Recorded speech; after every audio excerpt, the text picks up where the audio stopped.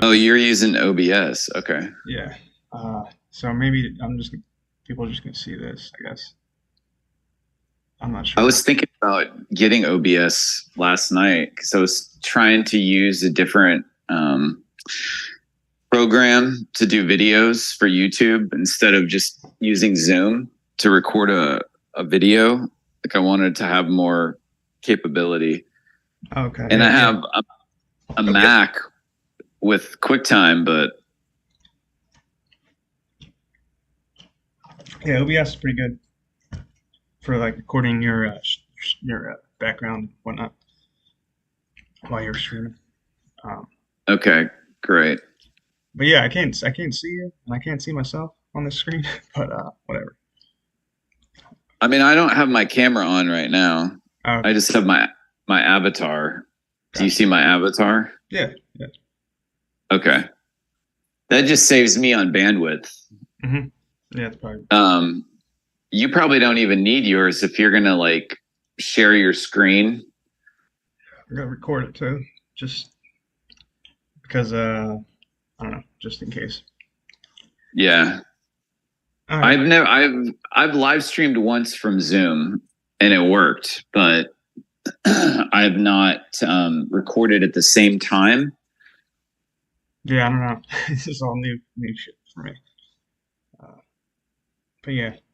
So you contacted me. You wanted to. You said you were having a lot of like syncs that were kind of matching what I've been experiencing, I guess.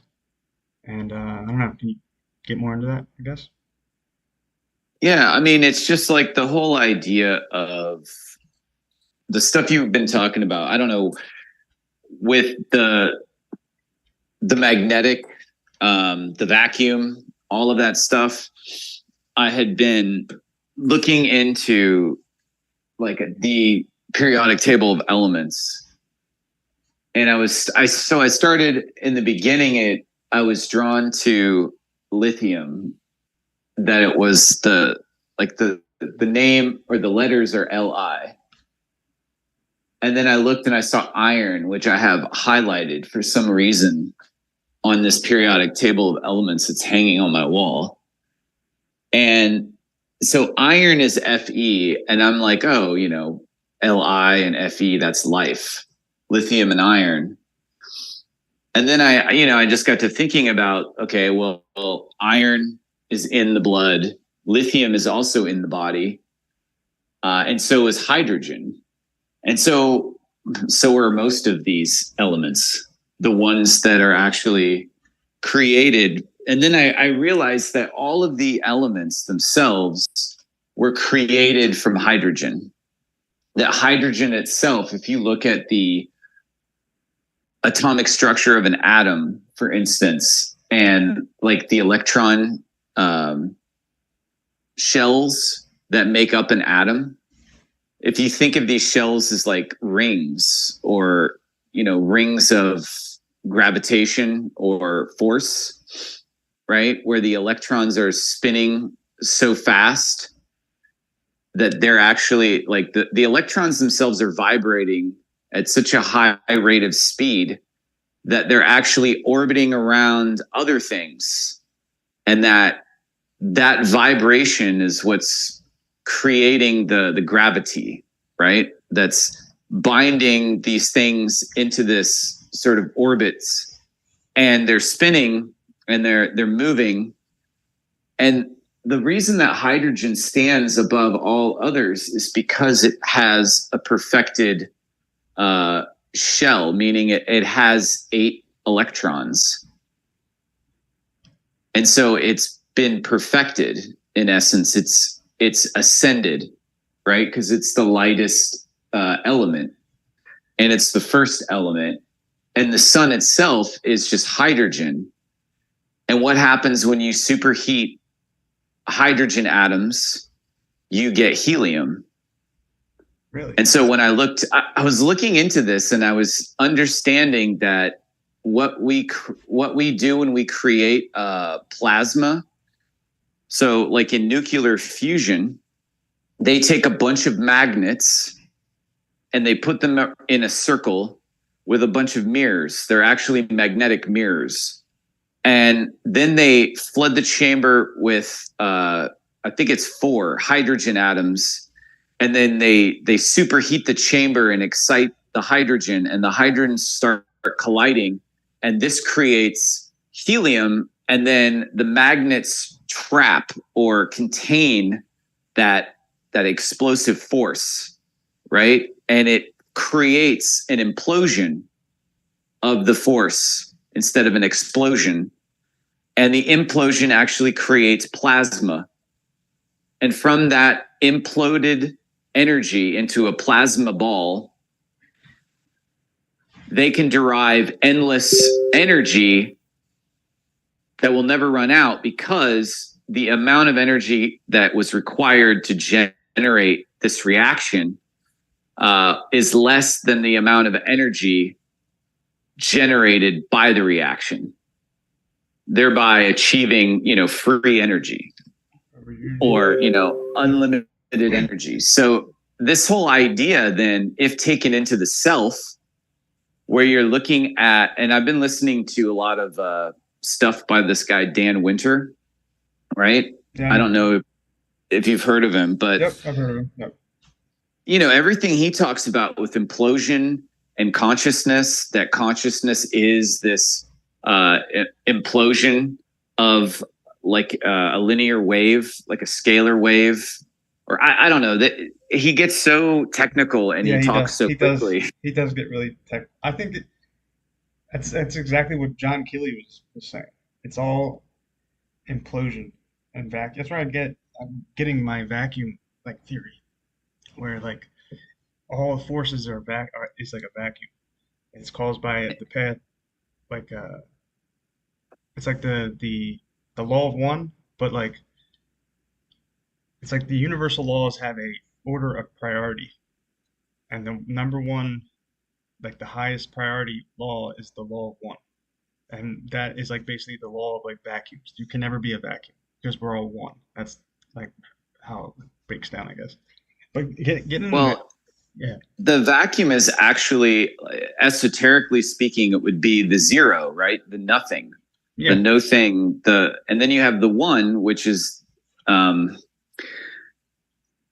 like the male principle, the generative force, and the zero being the womb.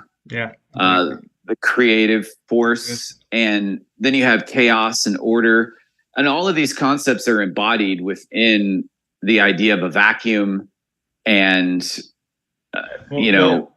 like even like modern science, not that it really matters what they think, but they agree that you can achieve over unity when there's like 4 different things that happen.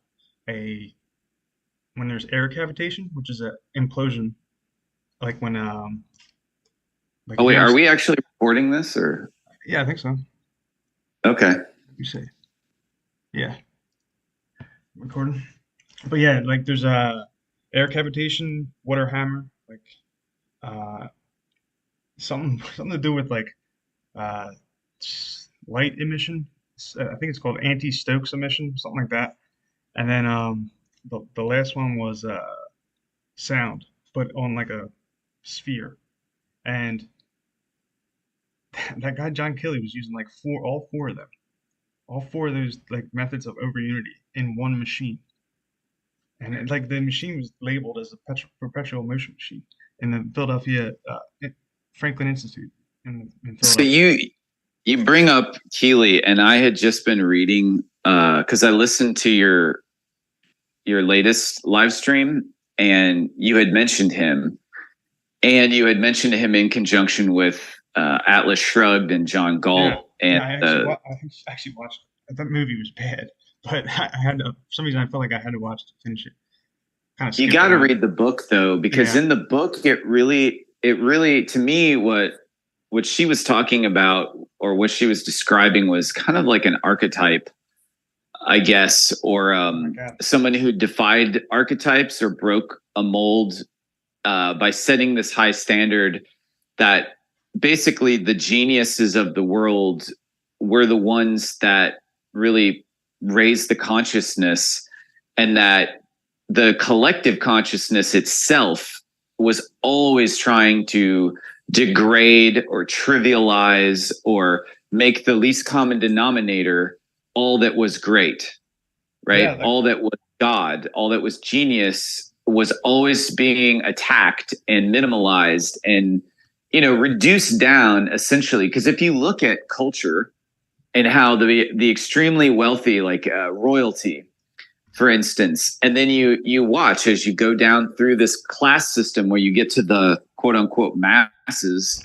it's, nobody, they're not living in the same reality at all.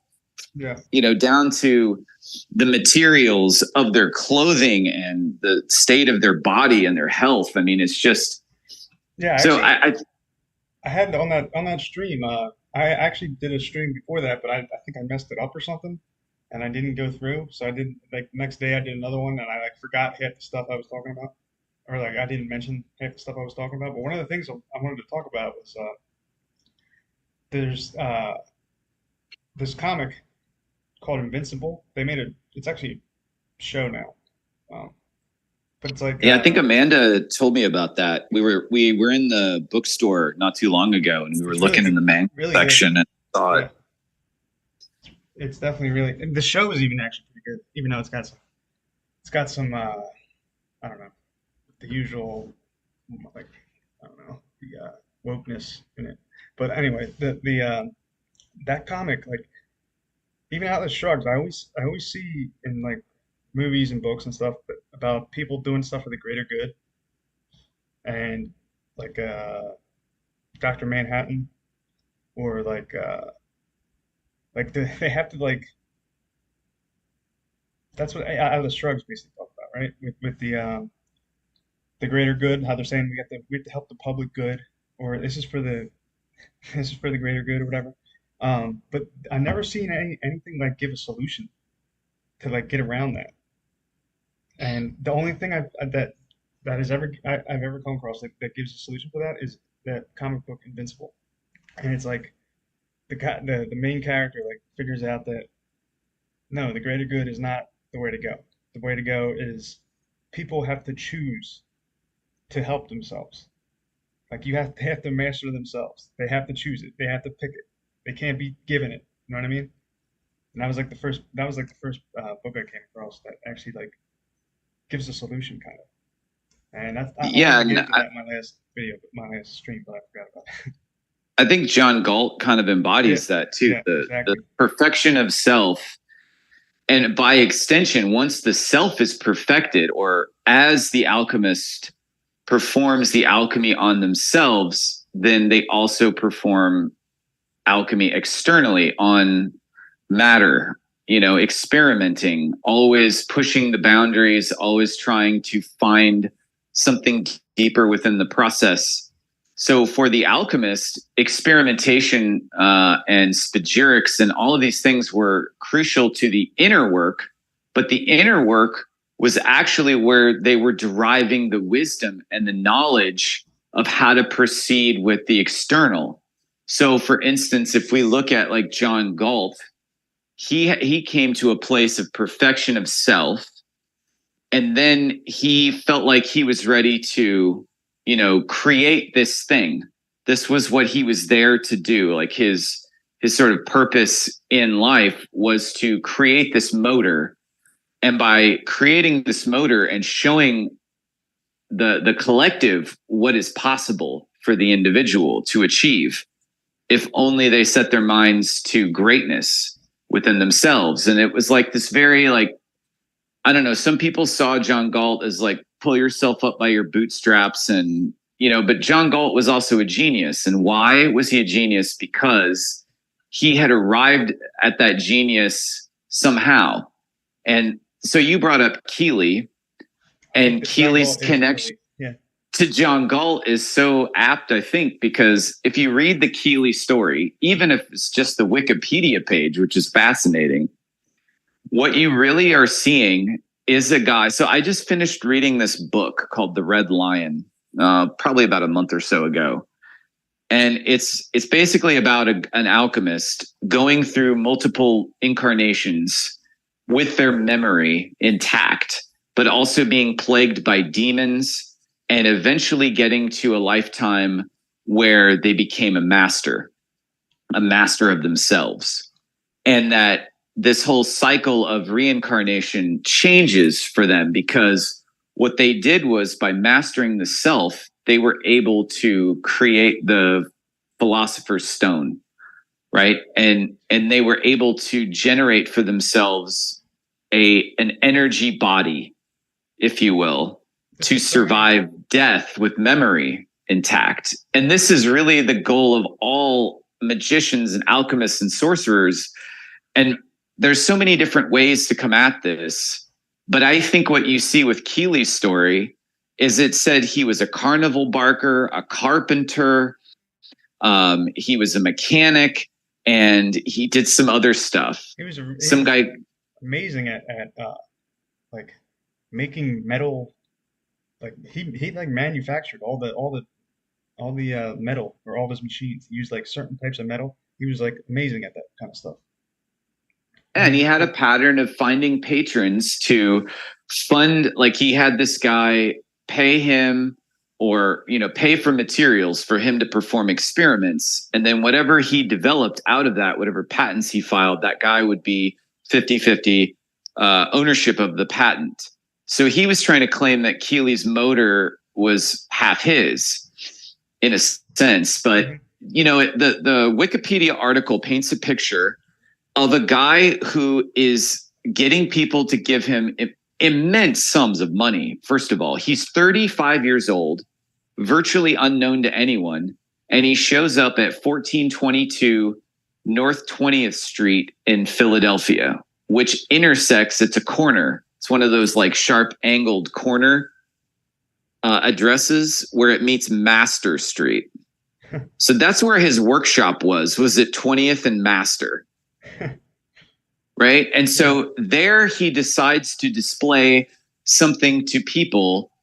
And he was immediately given like $5 million. This was 1872. $5 million, which was, I guess, the equivalent of like $95 million today. Now, nobody knows who this guy is. And here he is displaying something which he's been working on or developing. And it got people that interested. And then immediately it was like, there was recently just this show about the guy that ran WeWork. And it was, I think it was on Hulu. It was basically, he went around and he bought up large spaces, corporate, like real estate spaces and buildings. And then he would rent them out. He would renovate them. And then he would rent out like booths and stuff to people that would come and work there. And, he had ping pong tables and a bar and all of this stuff. So most people weren't, I guess they were getting work done, but they were also partying. And there was this whole culture around it. But he kept driving up the valuation of his stock. And then right before COVID happened, his board pushed him out and took over the company, but he got a huge payout and he was still making money after that. But when COVID hit, WeWork just tanked. Right. So, and he's from Israel, and like he was buying up property based up on numerology. So he was into Kabbalah and numerology. Like, so I see a lot of what Keely was doing was a guy who was very skilled in the occult and esoteric knowledge. Yeah, he was in the Theosophical Society or whatever. I forget what that Was he? Okay, yeah, so there you go. he was like one of the main guys in it in the late 1800s, and because it was all like centered around Philadelphia, right? That whole society. I don't know a lot about them or that lady who was like supposedly like a fortune teller or whatever. But Keely was in that society. I'm pretty sure, and he was like, well, I think he was one of the main guys. But You talking about Alice Bailey? no, the is it Maria? Maria? Oh my God, how am I blanking on this? This is a Philadelphia person. Yeah, a lot of people talk about her. Oh my God, what the hell is her name? It was in that Theos Theosophical Society or whatever. I forget her name. Yeah, Theosophy. You're talking about Blavatsky? Yeah, I think that's it. Yeah, yeah, Okay. yeah, Helena Blavatsky. yeah. But I don't think she was that. I don't. I think she was kind of a charlatan. But Well, I mean, but she they had a she was lot of sort inventors and like engineers in that group. Like there's a legitimate aspect to that group, I think. well, that was like so when Keeley was doing all of this, that was smack dab in the middle of that whole revival that was going on in the Pennsylvania, upper New York area. Was not just like with Christians, but also this revival of the esoteric traditions.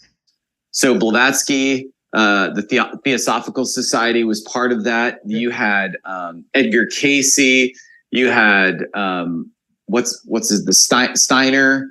You had after that came a few others, but during the like 1880s and 1890s, that was like the thing. Mediums, all of the extremely wealthy people were building their gilded mansions and stuff. Yeah, that's why I think And that Atlas Shrugged like that.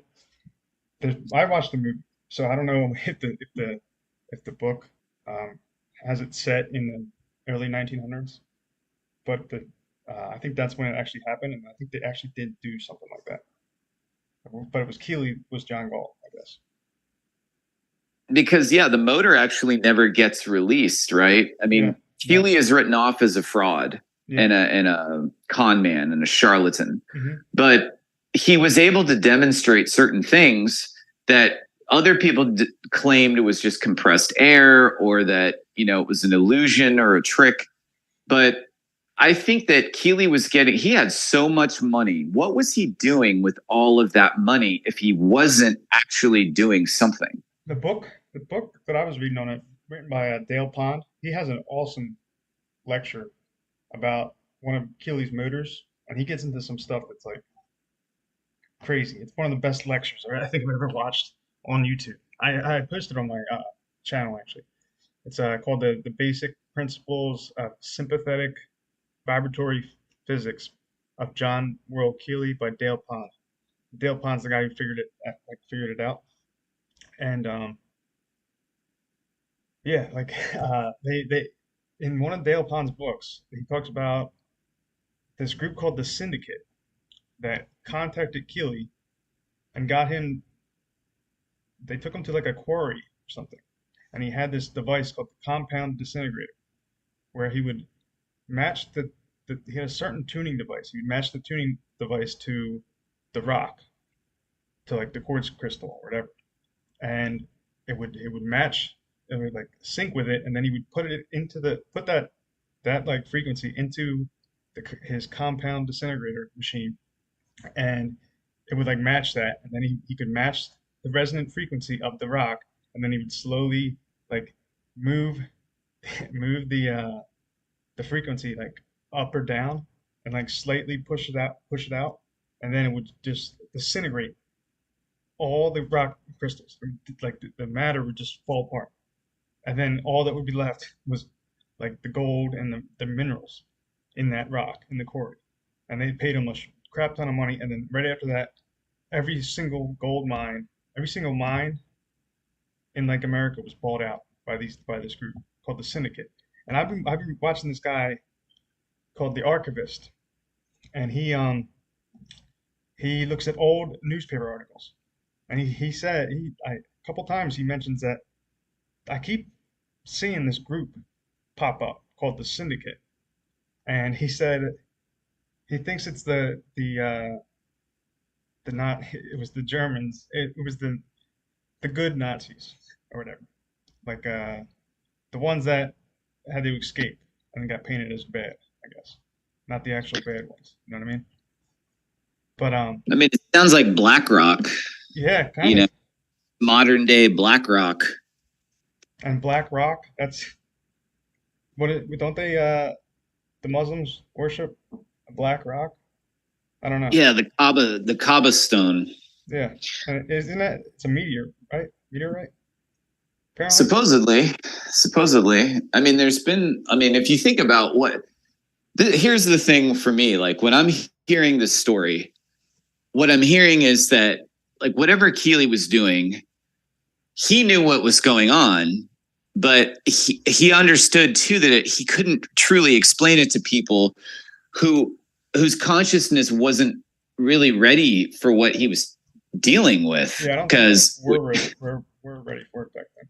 I don't think so, but I think we're ready now. To be honest with I think we're a lot closer you. Yeah, closer. now. I mean, this kind of stuff is juicy and mouthwatering now, but back in his time, and see, maybe what happened was Keeley was part of the Theosophical Society. So obviously he was tapped in to these people, and why were they giving him so much money to begin with, right? So in a way, if he's conning anyone, he's conning them. You see, because he's getting the money from them. So in this book, The Red Lion, the alchemist, in one of the lives that he's living, he's actually working for royalty.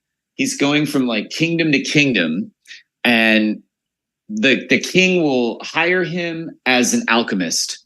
They give him an entire laboratory. They get everything he asks for. If he needs like the most modern equipment, the king would provide it. How does he prove himself? Like, how do they why do they believe him? So, because he keeps making excuses and he keeps putting them off like Keeley did. Because Okay. what Keeley was really doing had nothing to do with a car or a motor, right? Like in his mind, he was working on something for himself. He was working on himself, right? And he was trying to, I don't know, survive death in some way. But I also think he was trying to put something in the world. So I think he believed he could deliver. I think that part of the thing was that maybe the syndicate or whoever these people were understood what he was creating and felt like humanity's not ready for that, or they didn't want humanity to have that. And so they wanted to suppress whatever it was by discrediting it and calling him, a hoax. Just like John Galt was basically called terrible names. I don't think they ever tortured him because I Yeah, think Galt was too smart and he got away. yeah. In the I show, don't they know what actually happened to Keeley in the end. yeah, I doubt they tortured him. He probably I don't know. Speaking of like hiding away in a different realm, like escaping this realm, people talk about like not the syndicate, but like specifically, but like a not Nazi like UFOs that escaped to the North Pole or something like that. And I've even um, I'm at Mammoth Cave, Kentucky right now. Like right outside the window is Mammoth Cave, the mountain where Mammoth Cave is. And there's a book about Mammoth Cave called Wonderful Discovery or something like that. And in it, the guy describes it's like from the 1800s. The guy describes they went like 2 weeks into this cave. They had supplies and everything, but they went like 2 weeks deep into this cave, and then eventually they came into like a cavern. Not even a cavern. They came into like a different realm where they found like there was a sun. There was like uh, grass everywhere, trees everywhere. There's flying people. This sounds insane, but like these people, they were like Indians, like feather Indians, not dot Indians, but they were like uh, flying on like griffins, and they like landed near them, and they I don't know. It sounds kind of outlandish now that I'm talking about it, but um, I think there's other worlds that they would be able to escape to if that's really what was like going down back then. I don't know, but Yeah, I don't know if, I mean, some of these things, like when you hear stories about the North Pole voyage, where they described the giant black mountain. Yeah, Mount Meru. Mount Meru, right? I think so. Is that what it's called? But it's a black rock, right? It's just a giant black pyramid, basically. No, it's actually called Mount. Is it Meru? I forget. But I think the word actually means black. Something I don't know. But something that means black rock. Rupus Negra, which there you go, black rock. Yeah, black rock, exactly. That was in the show Lost. Remember, they found that I never actually watched it. Actually, it was a pirate ship, but it was called the Black Rock. Okay. And so or the Black Pearl. Yeah, maybe it was Pirates of the Caribbean. That's the name of the ship in that. Okay, so the ship. This is strange then, because Pirates of the Caribbean, they got a ship named Black Pearl. But on Lost, I think it was called Black Rock. But it was they kept thinking it was a rock, but it was actually this pirate ship that was somehow in the middle of this island, and it was loaded with dynamite. So, it was like the dynamite was how they opened the hatch. And that's what started everything. Once they got into that hatch, it was like the entire narrative of the show really took off, it was like a symbolic thing. So they had to go to the Black Rock, and then something else happened there later too. Like somebody morphed in, like somebody's father showed up and somehow was just there, right, on the island, and then was gone. So like people could get transported off the island somehow without like physical means.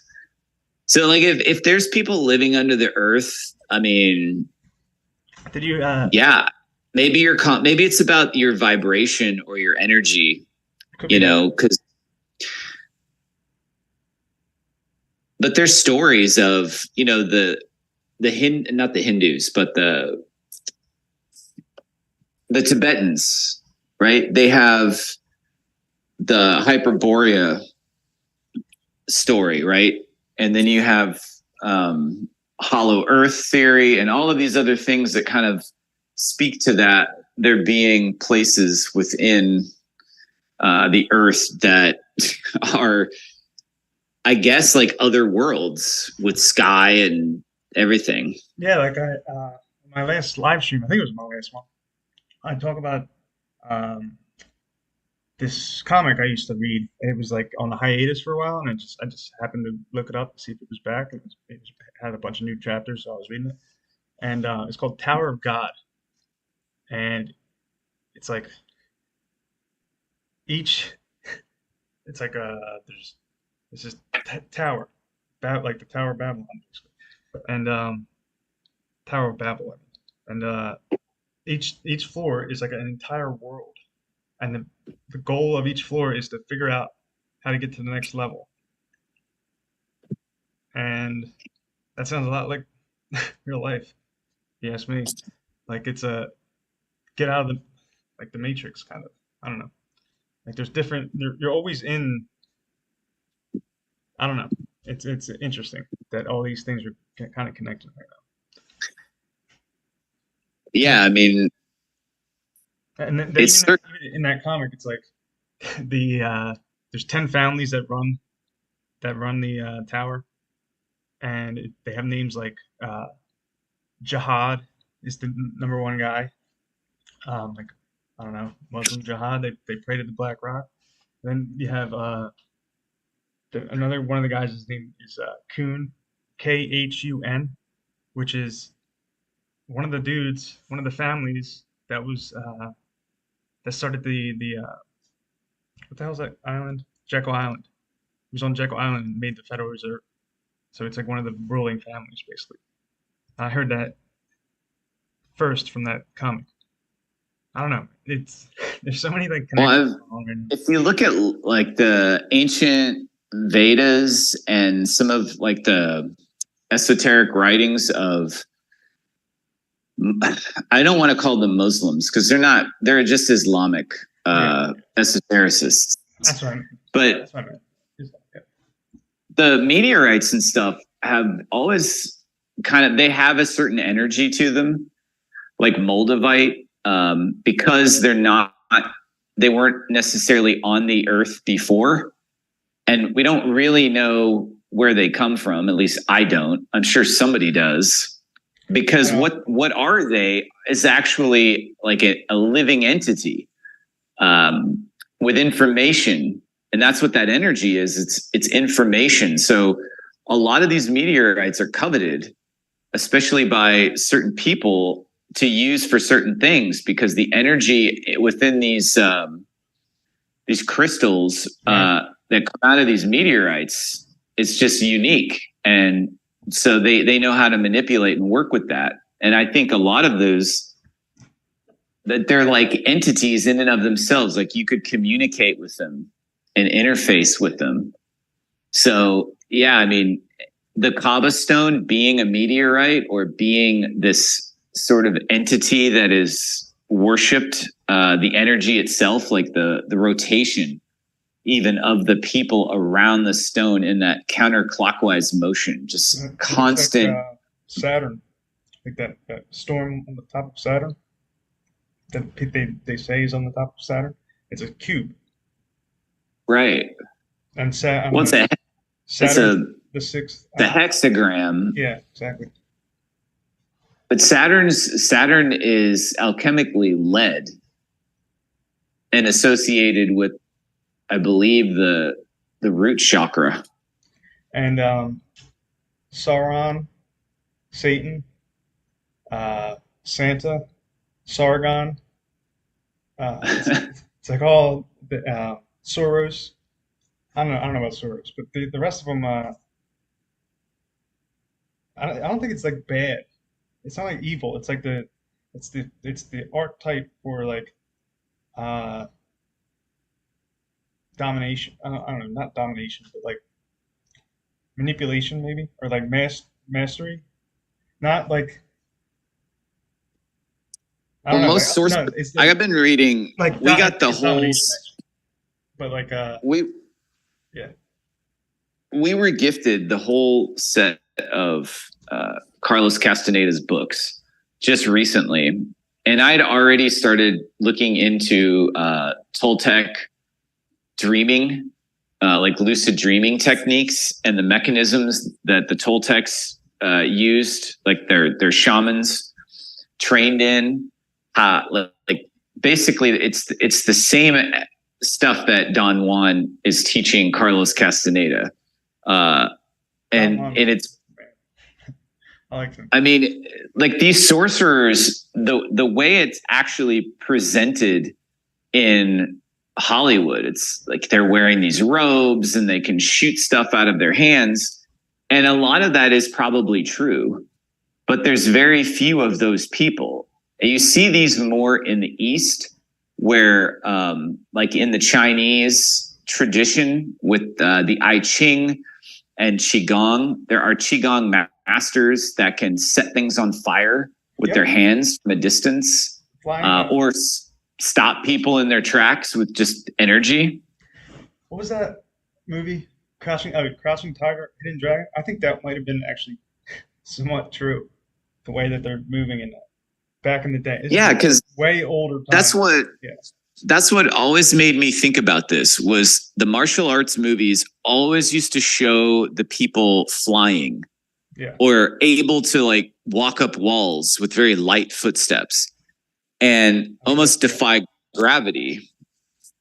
And so you get the sense that they had to train in these monasteries. So when you actually look into Shaolin martial arts and the Shaolin monks, they train on energy, on how to manipulate energy, and not just that, but their own energy, how to build chi, how to hone their chi and use it like in the art, the martial art, right? How to channel the energy through the arm into the fist, into the opponent's rib cage. And like all of that is done through meditation and visualization and breath work.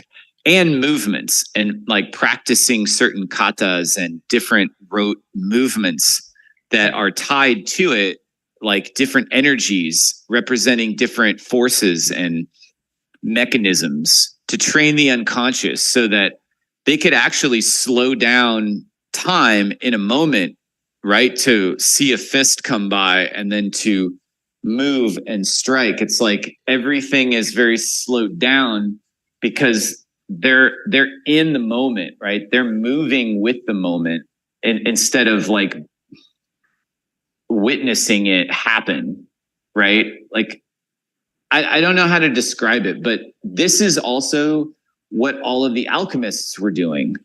This is the same thing. All of this energy work is really all about the same thing.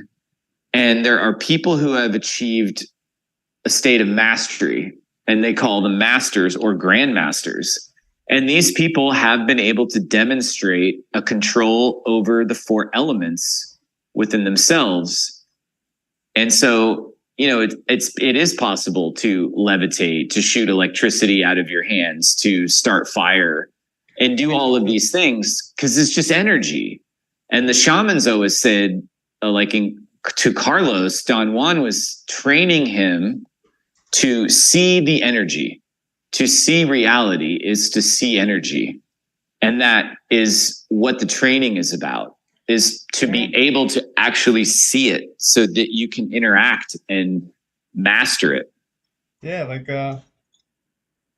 I watched this guy Jay Dreamers. I don't know if you've heard of him. He's like a plasma apocalypse guy or whatever, but he does these movie reviews, and he's been reviewing the Chronicles of Riddick. You ever hear that with Vin Diesel? Oh yeah, I think I saw that years ago. Yeah, or like that whole series, and basically Riddick can see energies, and that's why he's like so good at like killing in it. Like he's not really like the bad guy, but like he gets a bad rap, I guess. But he goes over the name for Riddick, like what that means, like the etymology of it, and apparently it means like red or robin. And I swear I've been getting these little robins pop up wherever I'm walking outside. They always show up, like right on the sidewalk, and they won't move. I'll walk right by them and they won't like fly away. Robins everywhere. And at the same time I'm watching this Riddick movie. I mean the review or whatever, and he's relating it to the plasma apocalypse. Or I actually don't think there's gonna be any type of apocalypse like that. I think the apocalypse is us awakening. It's an apocalypse for the quote unquote elite from their point Yeah, of view. because that's why It's us. they always We're push the we're the apocalypse. apocalypse. And doesn't apocalypse mean revelation or something like that? And Yeah, it's revealing. a revealing. Yeah, It's not really an end of the world per se. Like yeah, that's my thing with all of the reset talk is, you know, okay, I can see that resets are probably something that happens, right? But is it resetting the entire planet versus like a region resetting itself? I've seen nature reset itself in just the last 6 months. I've watched it on my own land. How certain, here's my theory, is that the soil itself is like a womb. Okay, it's chaos. It's the black, right? And the light comes down and it hits the darkness, and out of the darkness comes life. That's like out of the womb comes the child, the birth of this new living plasma.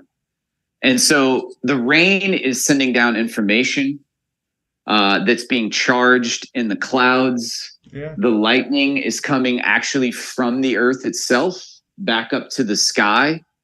I believe that's the communication line, right? And this is all like negatively charged ions. And so you can look at it scientifically, but you can also see on top of that there's a sentience to how these things, there's a pattern. If land is being abused or polluted, typically things stop growing or really, really nauseous things grow like vines and thorns, especially if you're dumping garbage. Because Yeah, now definitely. it's trying to like consume that, right? Like I always wondered this. Why do dead bodies always seem to get found when they're murdered? It's like a guy's jogging in the woods where nobody ever goes for some odd reason and he trips over a hand. The guy probably buried the body like 10 feet down and the earth just pushes it back because the body itself is communicating to the soil its intent. And its intent is to be found, to have closure for the people left behind. That makes And sense. this is why the blood would cry out to God in the Bible from the soil. It's like the soil itself is communicating with the above, and the above and the below are always in constant symbiotic communication. And there's this energy flow. So we also are part of that. So our consciousness, our intent, our thoughts are also being put into, I guess, what Healy would call I don't know, I guess he had many names for the ether, but most people would call it the ether. Yeah.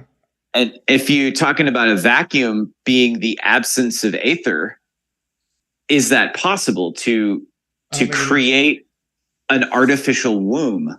Because a womb would also contain that that substance that Keely was talking about. Yeah. Because where is this plant stuff coming from? Like, who's seeding every barren plot of dirt with grass? Nobody's out there seeding it. It's either blowing there or the earth itself is just. I brought these house plants into my home, and I have so many gnats coming out of the soil. There's no way they're all getting in here from the outside. It's impossible. Yeah. So it tells me that the soil itself is creating insects and it's creating all kinds of life. And some of those insects are designed to break down decaying and rotting dead things and recycle that energy back into the soil, because that soil is now taking in that information. Like if you were to put a seed under your tongue and then dig a hole with your hands and your feet and then spit the seed with your saliva into the hole, now I've you're seen that. Yeah. actually you're programming the seed and the soil to grow to most benefit your body, because your body is putting its information into the soil and letting it know what it needs. It's like at some point, though, you see what's happening here. You see the energy transference and you understand intuitively what a plant will do for you, or what a plant, like if a plant would be poisonous.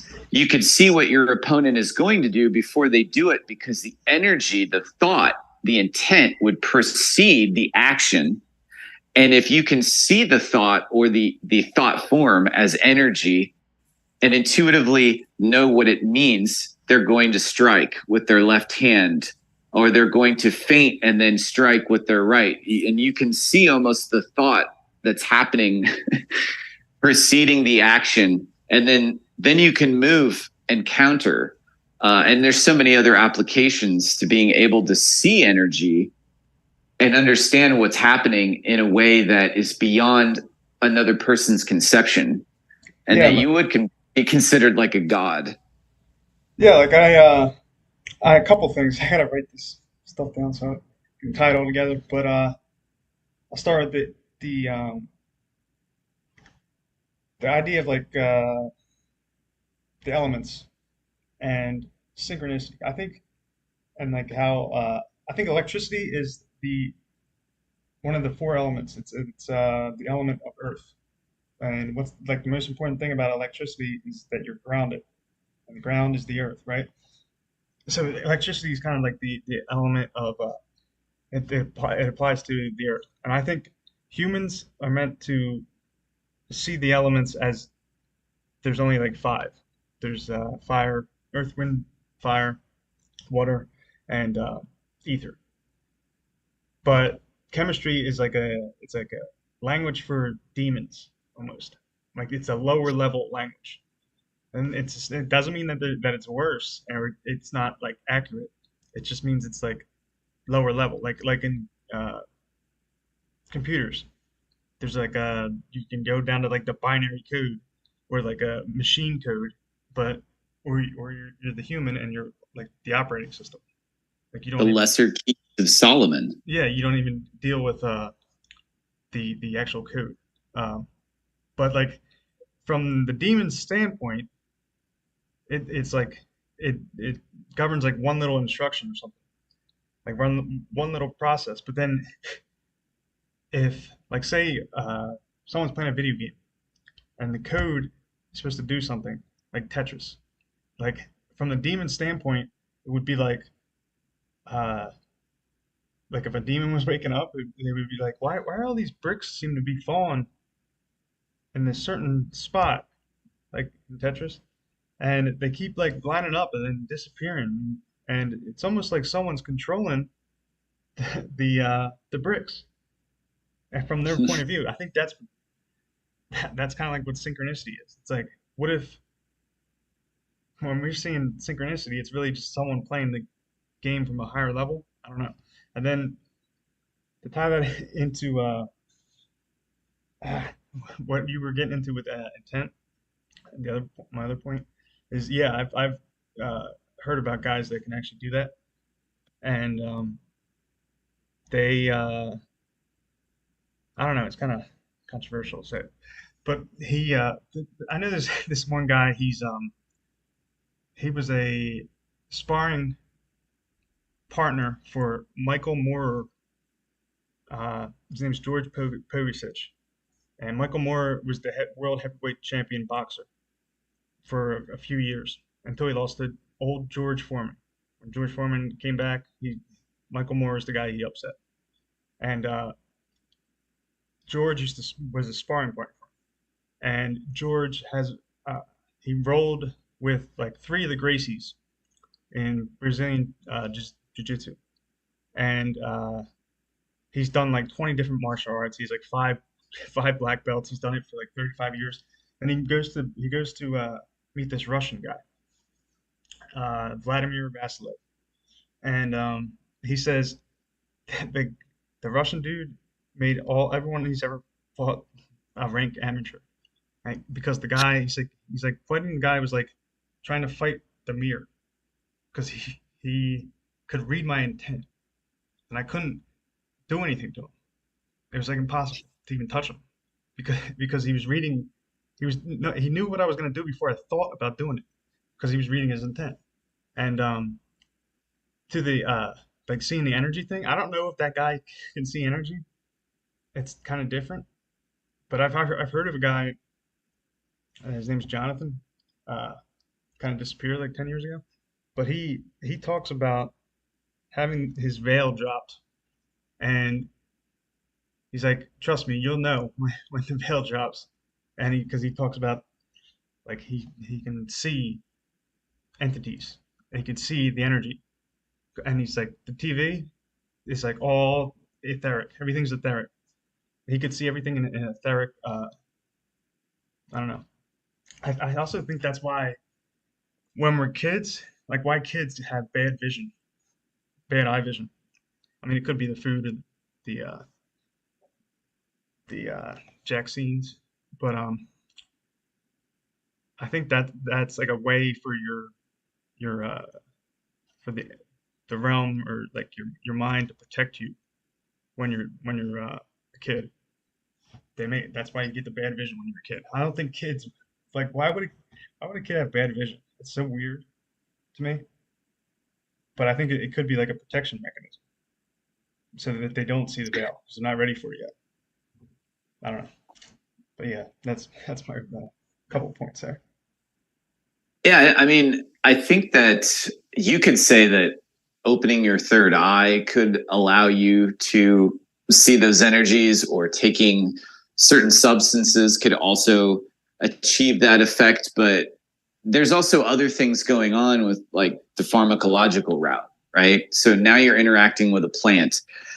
And so you're not going to have the same experience. The thing that I find interesting about like the Russian special military forces is that yeah, their training is more psychological in the sense that they also utilize a lot of that Toltec dream stuff to program the unconscious, and they also utilize a lot of Eastern mysticism when it comes to They all and like they the, all they also it's like the Soviets. They would have no problem just throwing you into a ring with a knife against a death row inmate who also has a knife, and you would fight to the death.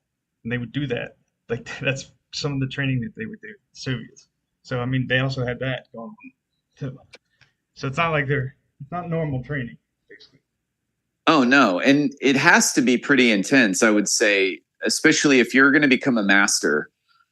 If you look at any kind of master, whether you want to call them a wizard or a sorcerer on one level, but maybe on one level, everyone just saw them as a master of kung fu or whatever, like Bruce Lee, or the guy who trained Bruce Lee, Ip Man, Yeah, right? If you look at that guy, um, and you think about like what that guy was capable of doing, and then you understand how long it took him to get there, and what most of these guys tend to have in common is that they all understand that what they eat, the diet, and the discipline of like their meditation or their physical movements, their practice, but also taking care of their bodies and, you know, just the contemplation of even sunlight and all of these things is all a part of their practice. So, you know, they're not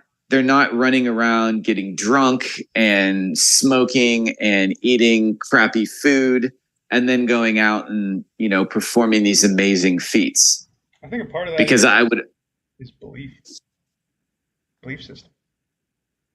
I mean, belief, but also, you know, there's a real interplay between what you're eating and how your body is processing that energy.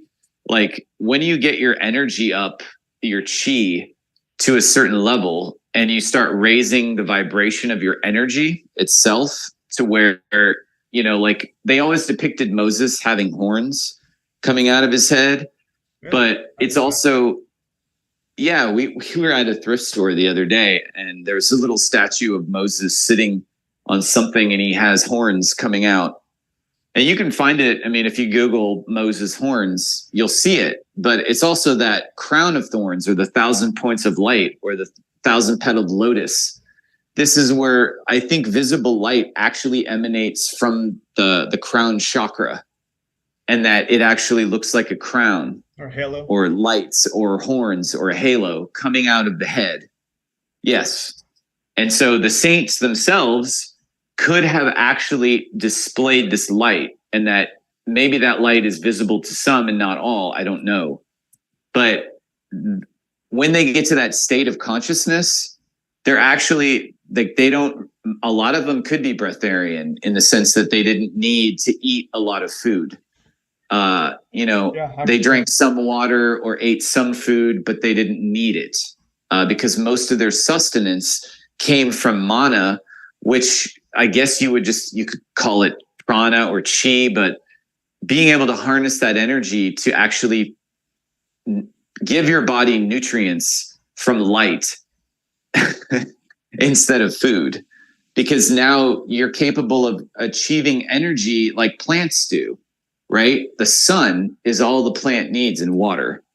So when you get to a state of consciousness where your body has been so finely tuned to energy, and you've worked on your chakras, and you've mastered the balance, the energies in your chakras, and you know, now you're emitting a certain frequency of biophotons. This could also be seen as like the midichlorians in the Jedi's bloodstream, you know? Yeah, like And then they do the amazing stuff. I'm sorry.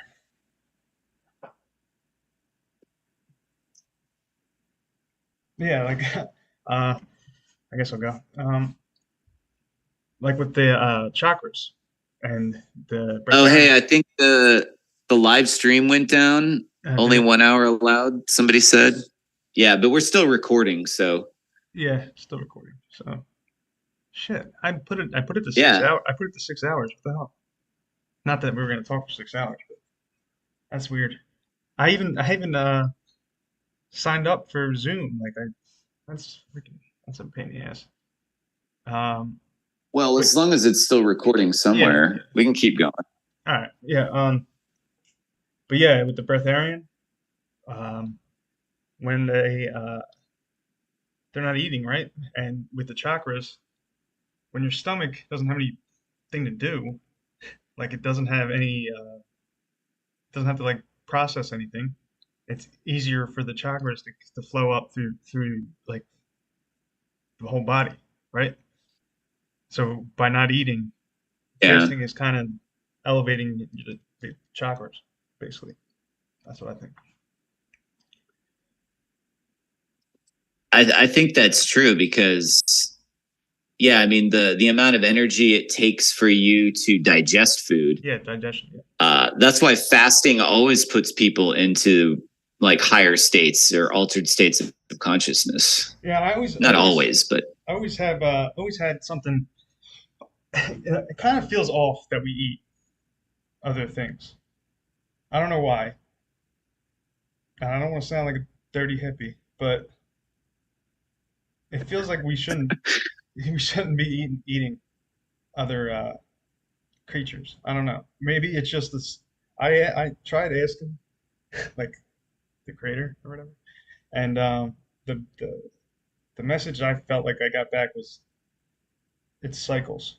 We're going through a cycle. That's why it's like this now. Because like even like predators,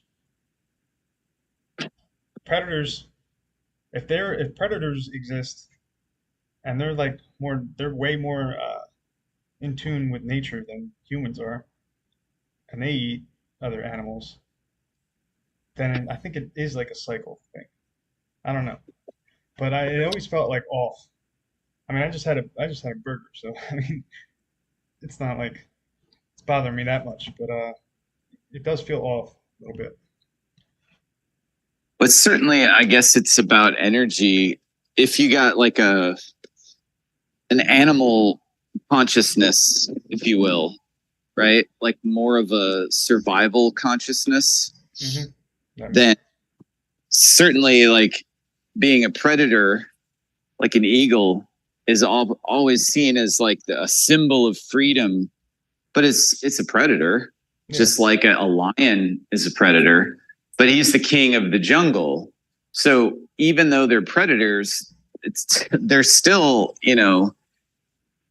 if a predator didn't exist, what would be the impetus for the things that they prey upon to improve themselves that's or true. perish, right? Yeah. I think this gets into the whole Well, evolutionary idea of survival of the fittest because energy is energy. Energy doesn't die, it yeah, just changes form. And what form is best for the energy to take? If it's constantly getting mauled by this other form of energy, wouldn't that energy want to evolve into some other type of form that doesn't get mauled by a beast? I got a theory about mosquitoes that mosquitoes aren't natural, or they are natural, but like they came into existence when people started doing the shooty thing, the Jackson started doing that, or they started like using needles. Then like to fix that, because it's like in your bloodstream, mosquitoes came into existence. Like it was a response to it. I don't know.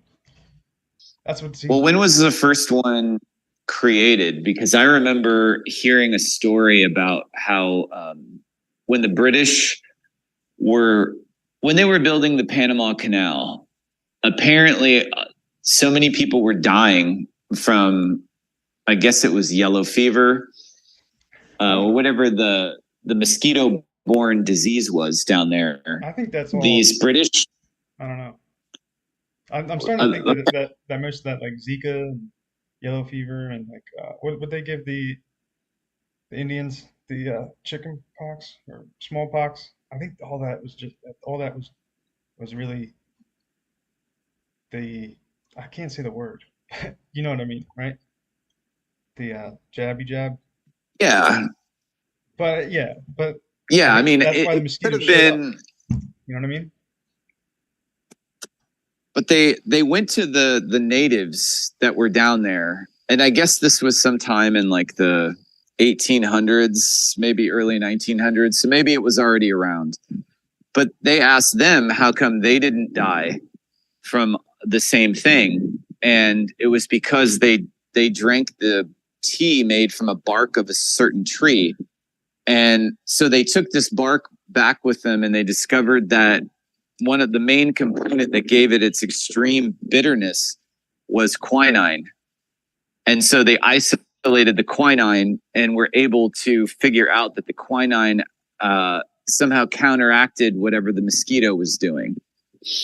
So then they came out with quinine tablets, and then that kind of ended this hysteria over malaria, yellow fever. But I don't know about the mosquito, because they also blamed the mosquito. They blamed the mosquito for these certain diseases, but those diseases were also seen in Britain during a certain period of the Industrial Revolution, where they determined that it wasn't actually the mosquito causing the problem; it was some environmental pollutant. I actually So, saw. Oops, sorry. I keep interrupting no, you. I mean it could be that the mosquito itself is the scapegoat or the fall guy. Yeah, I think that's exactly what happened with ticks. Jennifer Daniels, she's got a whole episode on it. Dr. Jennifer Daniels. She she goes into like the old court case for how Lyme disease got matched to ticks, and it was because like a bunch of kids were dying in like Massachusetts. I gotta correct it. I'm probably not 100% telling the story right, but a bunch of kids were dying because of some like chemical plant or something, and they they brought the lawyers in, and they like decided to attach it to a deer-born tick, and that's how they were getting Lyme disease. When like even the location where it was at, there are no deer. It was like such a sham, and yeah, so ticks have nothing to do with Well, wasn't Lyme there disease. some conspiracy about a military base that was located on an island? And I don't know if this was in Massachusetts or it was in Connecticut or somewhere around there, where they introduced this laboratory created tick that had this special new disease. So it could be that like that whole thing was just made up as a conspiracy to inject into the conversation about ticks, because clearly there's something going on. I heard I don't know who that guy is. He gained a popularity back in 2020. He's a doctor, like a virologist who was talking about terrain theory a lot. Oh, Dr. Tom Cowan, I think. Yeah, yeah. He So has I me. watched. He had me thinking that cells aren't even real. Apparently, like he gets he got really into like the how they actually measure stuff, like how they actually measure like the or how they actually like study the bacteria or whatever. And it's always like in a desiccated lab and like all these conditions to it. So the thing might not even look like that. That's what he's basically saying. So we might not even have cells. It could be something completely different. I mean, if you think about it, most of the things that we've seen that are inside of our body are artists' renderings Yeah. or graphics that have been created, because you really can't see things that are that small.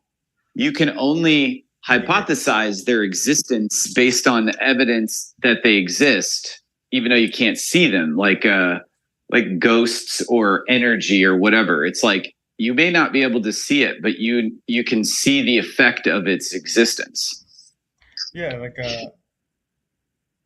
I think there's a certain magnification that we can see too. I think it's like 1,000 times smaller. But then like when you get into like the insides of the cell, where they say they have to use like an electron microscope, that's when it gets like it's all who knows what it looks like. Even though they say they know what it looks like, but it's really like it has a bunch of conditions to it. But like And that's with the regular light, that's just what it looks like on this one level of reality too. yeah, exactly. That's true. It goes into the whole synchronicity thing I was talking about. Like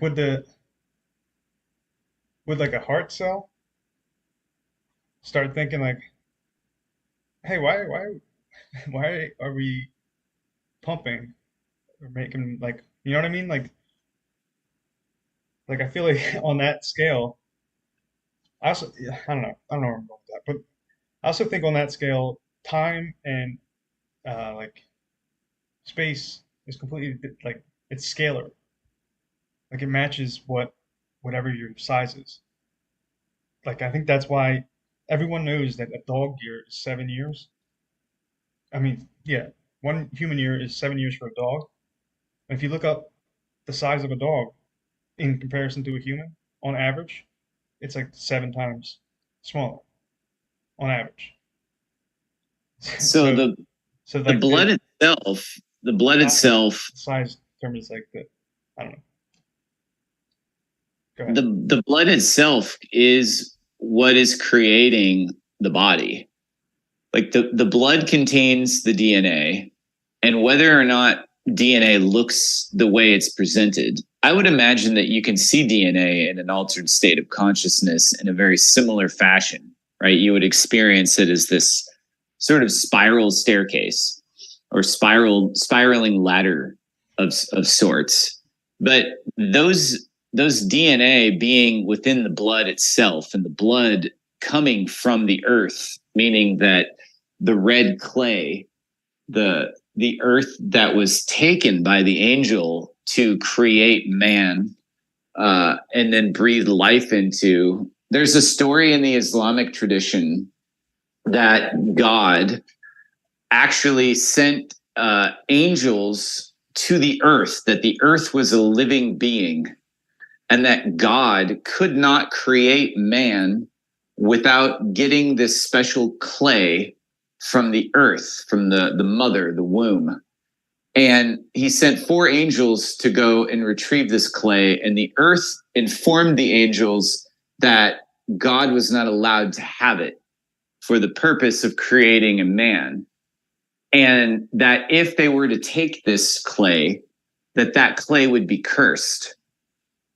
And so 3 of the 4 angels declined, and they went back to God and they said, we're not doing it. But a 4th angel decided he was going to take the clay. And not only did he take the red clay, but he also took black clay and white clay. And out of these 3 colors, they made all of the races of man. And that clay was cursed with the curse of death, meaning from the dust you came, into the dust you shall return.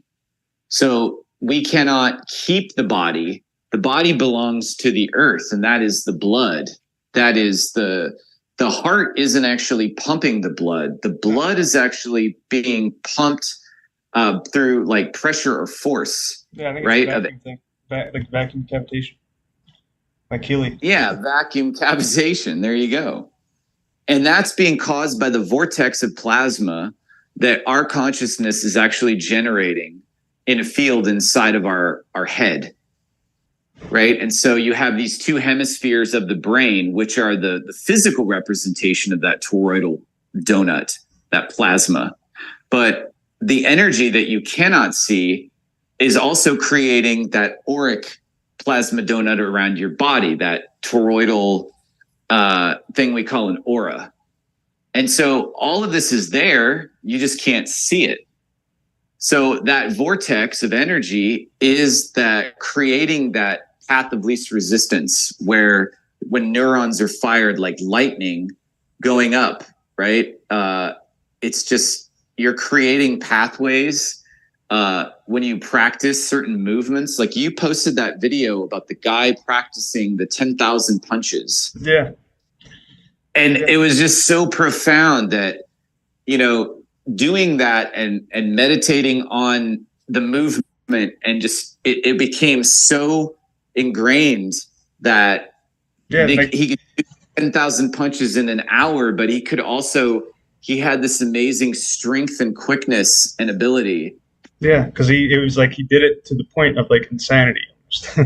Like, I think that's how there's like one of those like crouching tiger type dudes could have existed back in the day. Like I don't think anyone like that really could exist now. Maybe I don't know because just because of like how society is now. Like imagine a world with no electronics, no uh, telephone. Like you know what I mean? Like what would you do all day? I Well, know think about how I would just difficult it, I would train all day. That's what I would do.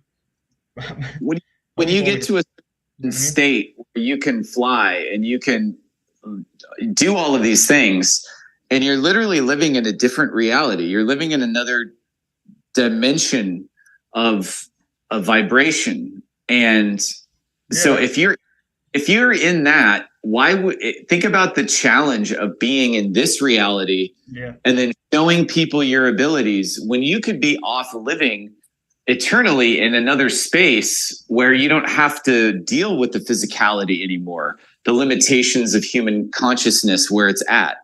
Or you have such compassion that you do come here and you use those abilities to try to bring up the consciousness of humanity, because that's ultimately what the greater good is about. It's about that the law of one, right? It's not yeah, just me. exactly. I am everybody. The cup So if I'm going to over improve myself, then cup I'm overflowing. also going to improve. Yeah. Yeah, I agree. Uh, yeah, that manga. It's a Japanese comic, um, Hunter x Hunter. But they have so many connections to real life. I think it's like I have this theory that you know how Japan is the guy who made Bitcoin, Satoshi Nakamoto. Yeah. His name means central intelligence or something like that. So it's clearly Central Intelligence Agency, right? And I think that the CIA has been using Japan to put out information to elevate human consciousness. And I think like there's so many some of these these like manga like they're named with English words. Why would a Japanese person name their comic book with English words? I don't know. And then the whole story Hunter x Hunter, I think it's about the breakaway civilization that runs everything, and they're called hunters, and they're like top 1,000 humans on Earth, where they're the ones that go to like the they do like the archaeology, they find like the ancient ruins and stuff.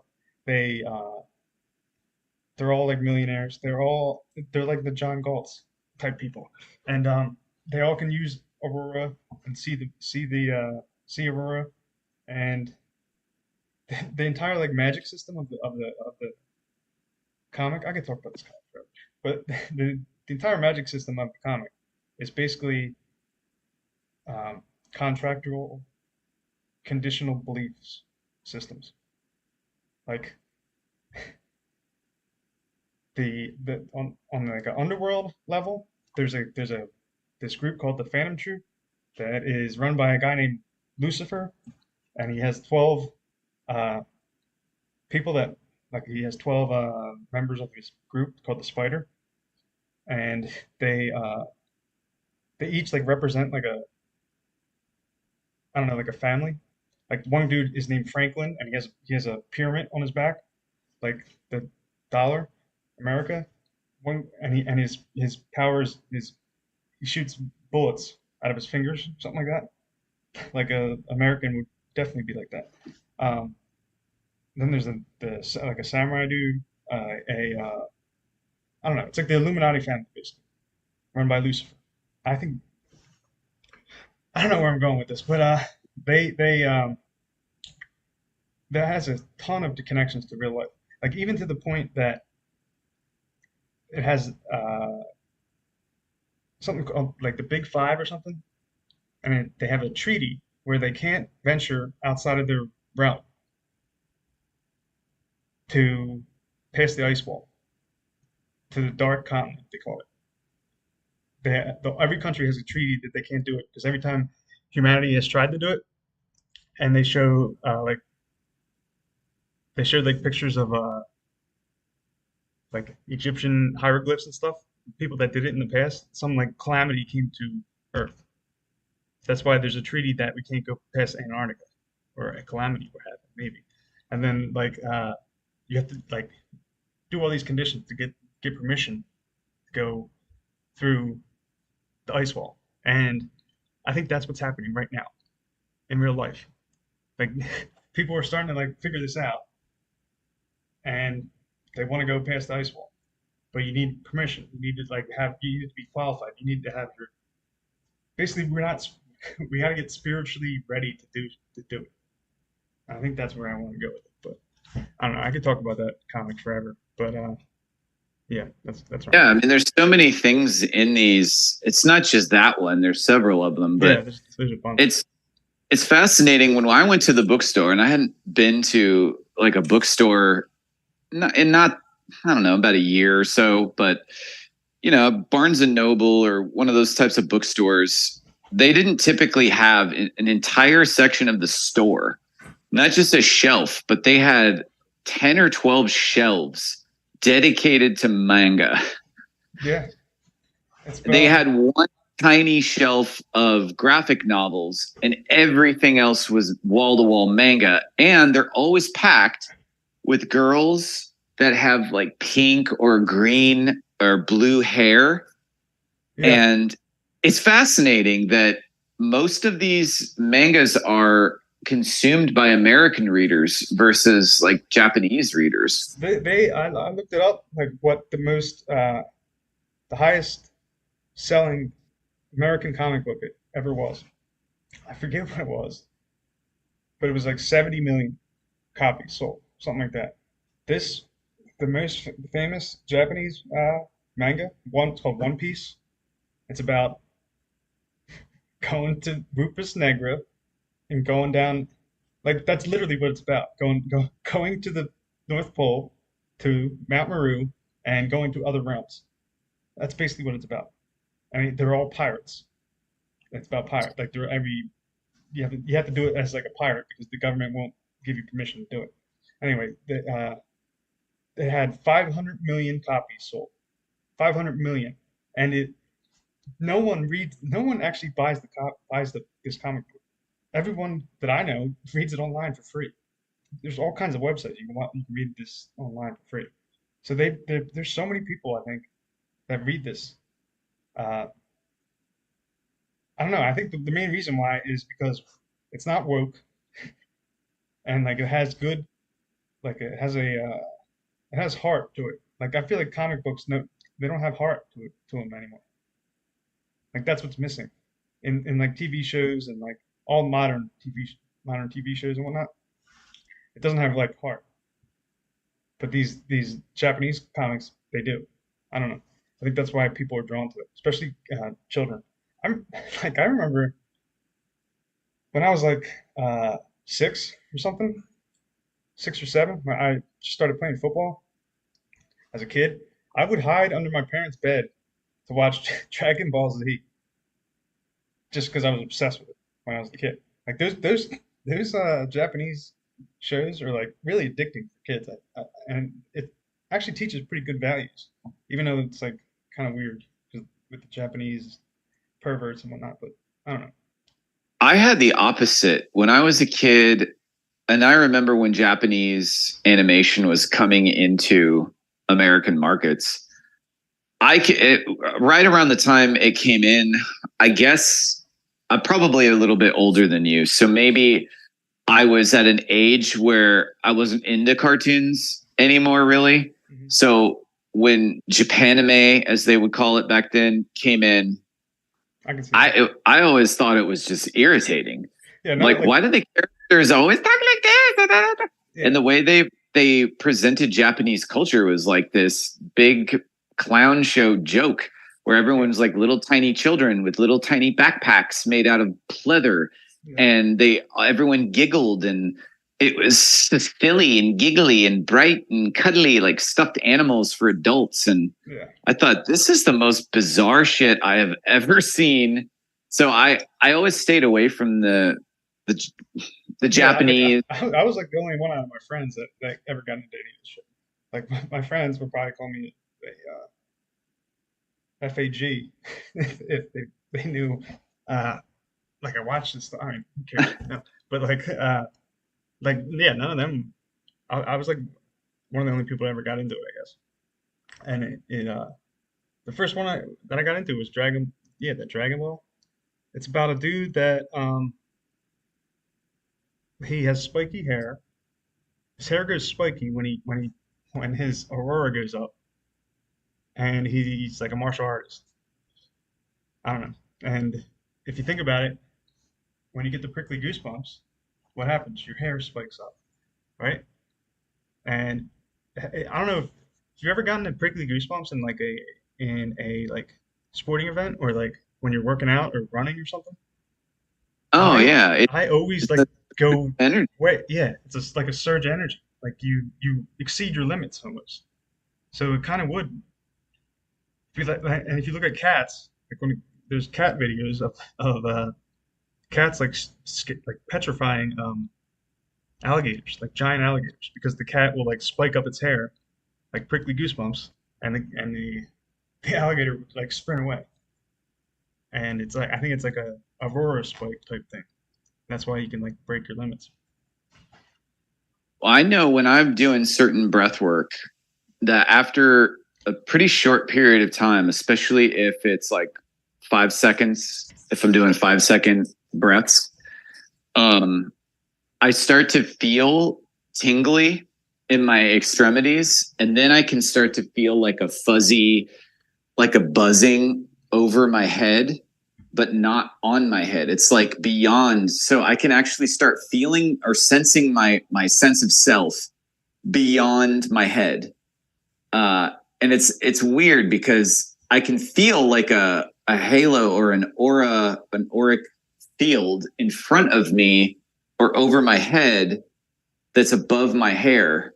So I can already feel like this charge that's building through the breath as I'm doing it. So I think I felt sometimes you hit. I don't know if the hairs stand up, but you certainly feel like the tinglies, Yeah, like yeah, the yeah. up Like the little spine. prickly needles, kind of. Yeah. So to me, it's a lot about raising up the energy. Maybe it has to do with the chakras too, because you never know what's happening in a chakra, especially if you're not even acknowledging that those things exist. Like Yeah. there's so many people who What do you think have these. about that? Do you think they exist? Do you think it's like a thing, or you think it's kind of woo woo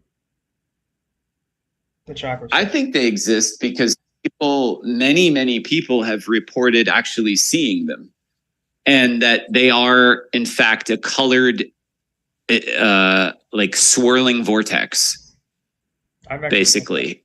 Shit, maybe it was the chakra. I I uh I sometimes feel it when I'm on a computer for a while, and then I'll get like my shoulders get really heavy, so it feels like something's weighing me down, and it's like a spiral. It's also like a spiraling energy that goes to my solar plexus, and then I I don't really um, smoke, but my brother kind of does, I guess. I don't know if I should say that, but he a Oh, while not ago, six talking. yeah, a while ago I smoked, and I could feel the energy so strongly, the spiraling energy coming. It went through my head, down my spine, into my solar plexus, down below that, and then it would like like it was so strong I could feel my head like wobbling to go along with the spiral. And there's definitely I think there's something to it. I don't know. So here's the thing that I've come to realize: all of these esoteric secret societies, the big secrets that they're actually teaching people in these things, it's typically about how the human body works, Yeah, physiology, and energy, and how energy works, and also how so it's body, mind, and spirit, or however you want to look at this. There's these three components. It focuses on health and diet and breath work, meditation, visualization, and dreaming, and then movement, exercise, dance, and certain body postures, mudras, yoga. All of these things combine together into a practice that then once you have like deeper understanding of how energy works and how the body channels energy and where energy comes in and goes out, and how to balance the energy in a chakra, right? Because sometimes it's about activating a chakra, but it's also about keeping it balanced, because when the energy is out of balance within a center of the body, that's what's creating distortion and disease. a vacuum. So the theory is that because everything is energy, that all disease is a product of distorted energy that's not in harmony or in balance. So the idea that music, or a harmonious frequency, can heal, and a distorted frequency can destroy or cause disease and decay, That's what Keely and does. that's what Keely was talking about. Yep. And And so he was in the esoteric schools. So it's not like they're teaching you secrets like most people think of secrets, like, oh, Satan is real and you just got to sell your soul to him and he'll give you like that. None of that's real. There is no Satan looking for your soul. Like, that's just not a thing that these people really talk about, because that's not what they understand. They understand that you are energy, that all is one, all is self. And then they learn how to channel and harvest energy, and then how to use it, because a lot of this has to do with tantra and the sexual regenerative energies being channeled up the spine, up through the chakras, instead of into an orgasm, right, or an ejaculation. The orgasm would implode, meaning you have implosion or coherence of a wave, and that's what's causing a cascading effect up the chakras, versus an explosion, which is just a release of energy, and then boom, now you're all out of qi, right, or jing. The Chinese refer to it as jing, and this jing can be built back up, right? And you can do that through certain exercise, but you can also do it through certain supplements, right? Through alchemy, you can create tinctures that will help revitalize the body's energy. So a lot of the alchemists, what they were really doing with this elixir, right, is prolonging their life so that they could have more time to perfect their energy, so that they could create a soul for themselves to survive death with memory, with their sense of self and their memory. do you listen to Old World Florida? Have you heard of that guy? He's I been don't on think the. I have. He's been on he went on Owen Benjamin one show. I don't know if you watch him, but it's not. Uh, but he has this. His whole thing is like he thinks Florida is the Garden of Eden. I don't know. It makes a pretty good case for it. But the most interesting thing I heard him talk about was how the concept of a family tree. Why is it called a family tree? Like he his theory is that people used to have a actual tree from their family, and when they died, they buried them under the tree or by the tree, and then the tree would soak in the nutrients. Then the leaves would fall, and then they would make tea from the leaves or something of their family, and then it would like cycle back into the family, so that when they died, the because of the family tree, they would they would come back into a body and remember everything from before because of this cycle through the lineage. I don't know. It's kind of it Yeah, felt I think true.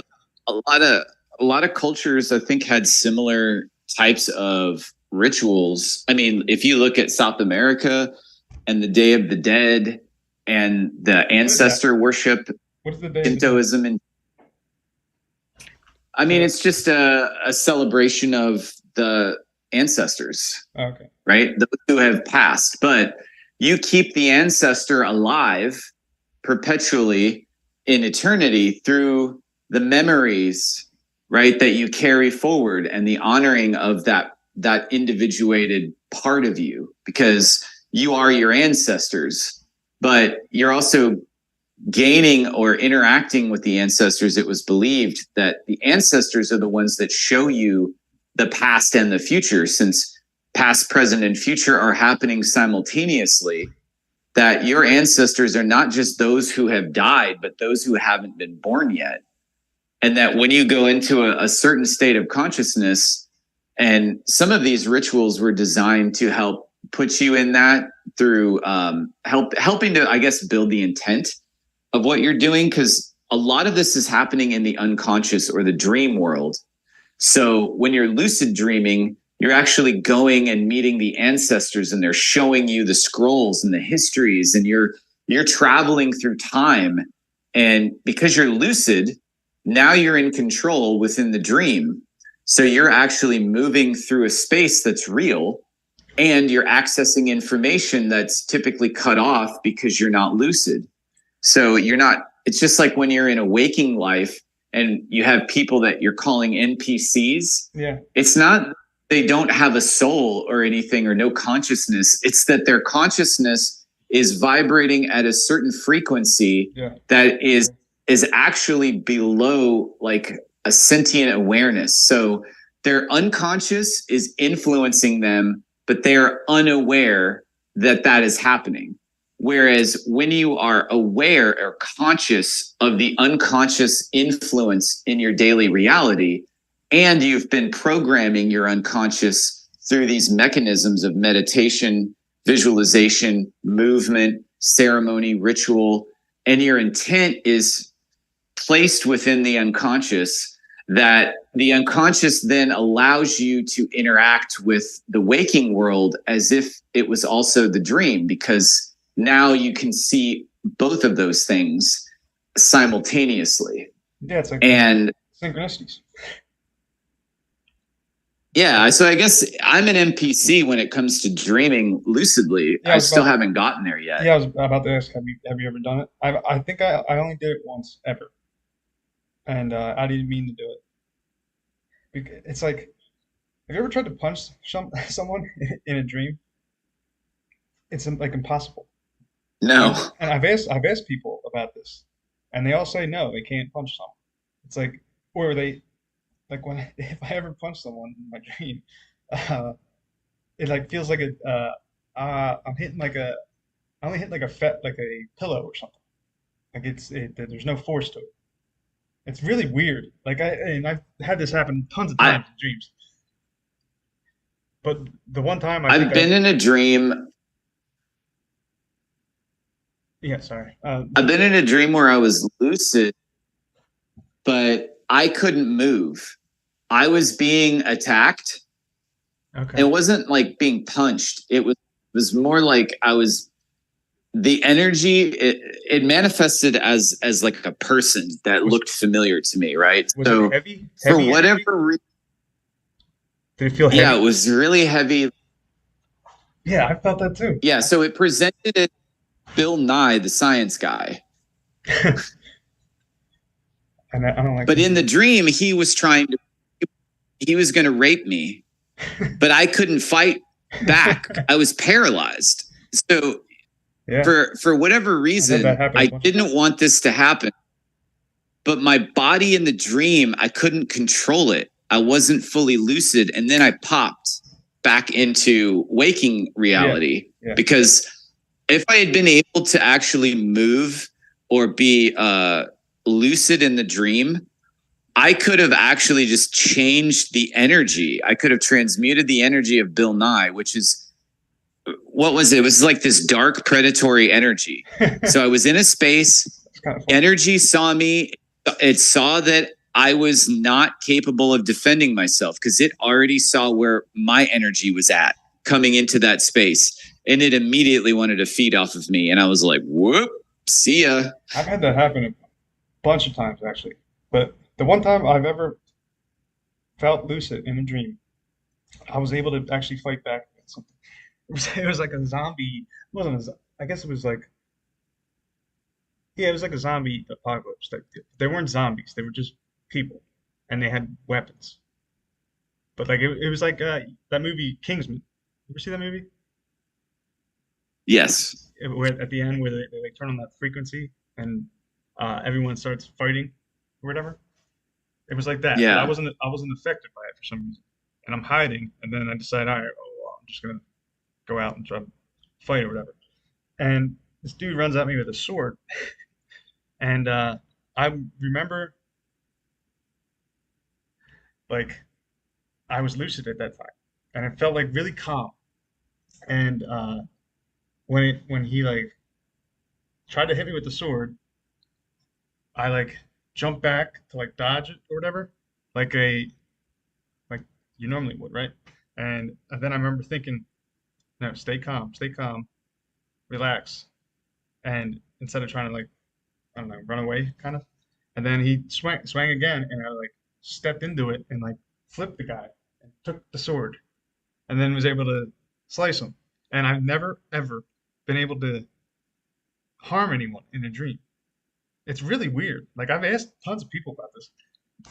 They can't harm someone in a dream. It's like the haunted house almost. Like you can't harm the you can't harm the people trying to scare you because you gave consent at the beginning, right? That's probably because if you really think about that, there is no other person attacking. There's nobody but you. Yeah, exactly. But it's projections of yourself, aspects of yourself. There's fear that you're projecting. There's anger, right? And so all of these things can come after you, like where everybody turns on you in the Matrix, right? Once you start becoming aware, then everything's like coming after you. I've had a PowerPoint put into my head one time. Really weird. It was like felt like someone implanted it into my head. It was I don't know, it was odd. My wife had a dream that where somebody was trying to put something into her head. It was like a metal object. They were like trying to saw it into or drill it into her skull, and then she woke up. That's so I think what's happening is when you're not. So the other thing is I think people do lucid dream. I'm remembering now. I've had several dreams where I've flown or levitated. Oh yeah, me too. And I remember surprised that I could fly, but then really going with it and trying to direct myself where I'm going to fly to, and then discovering these buildings somewhere. And then this helicopter came and all of this stuff is happening. And I felt pretty lucid. Did you notice that I've had that too, the flying thing. But as soon as I think about the fact that I'm flying or that I try to fly, I can't fly. It was like I had to I had to feel it. You know what I mean? Like I couldn't think about it. If I did, then I would go to that. I would like land. I couldn't fly anymore. I noticed that with have you experienced anything like that? Like where like if you actually think about it in the dream, or if you try to do it in the dream, and you're not just like being the flight. I don't know how else to explain that. I guess, but yeah, have you ever I think it's. Like that? Yeah, if you tell yourself I can fly, and then you go into a dream, and you say like I can fly, and then you try to do it. I've had a dream where I was trying to levitate Yeah, and I could. trying. It seems to be like the thing that doesn't let you do it. But once you're already in the dream and you're flying, and then you become aware of the fact that you're flying, and you can feel the exhilaration of being in the air and moving and flying, and then you are, like you said, you become the flying. You're Yeah, just right. directing yourself where you want to go. There's no doubt in your mind that you can actually fly because you're flying. And Yeah. then you get cocky, and I started like I would zoom up really, really high, and then I get this rush and exhilaration, and then I would float down really, really slowly.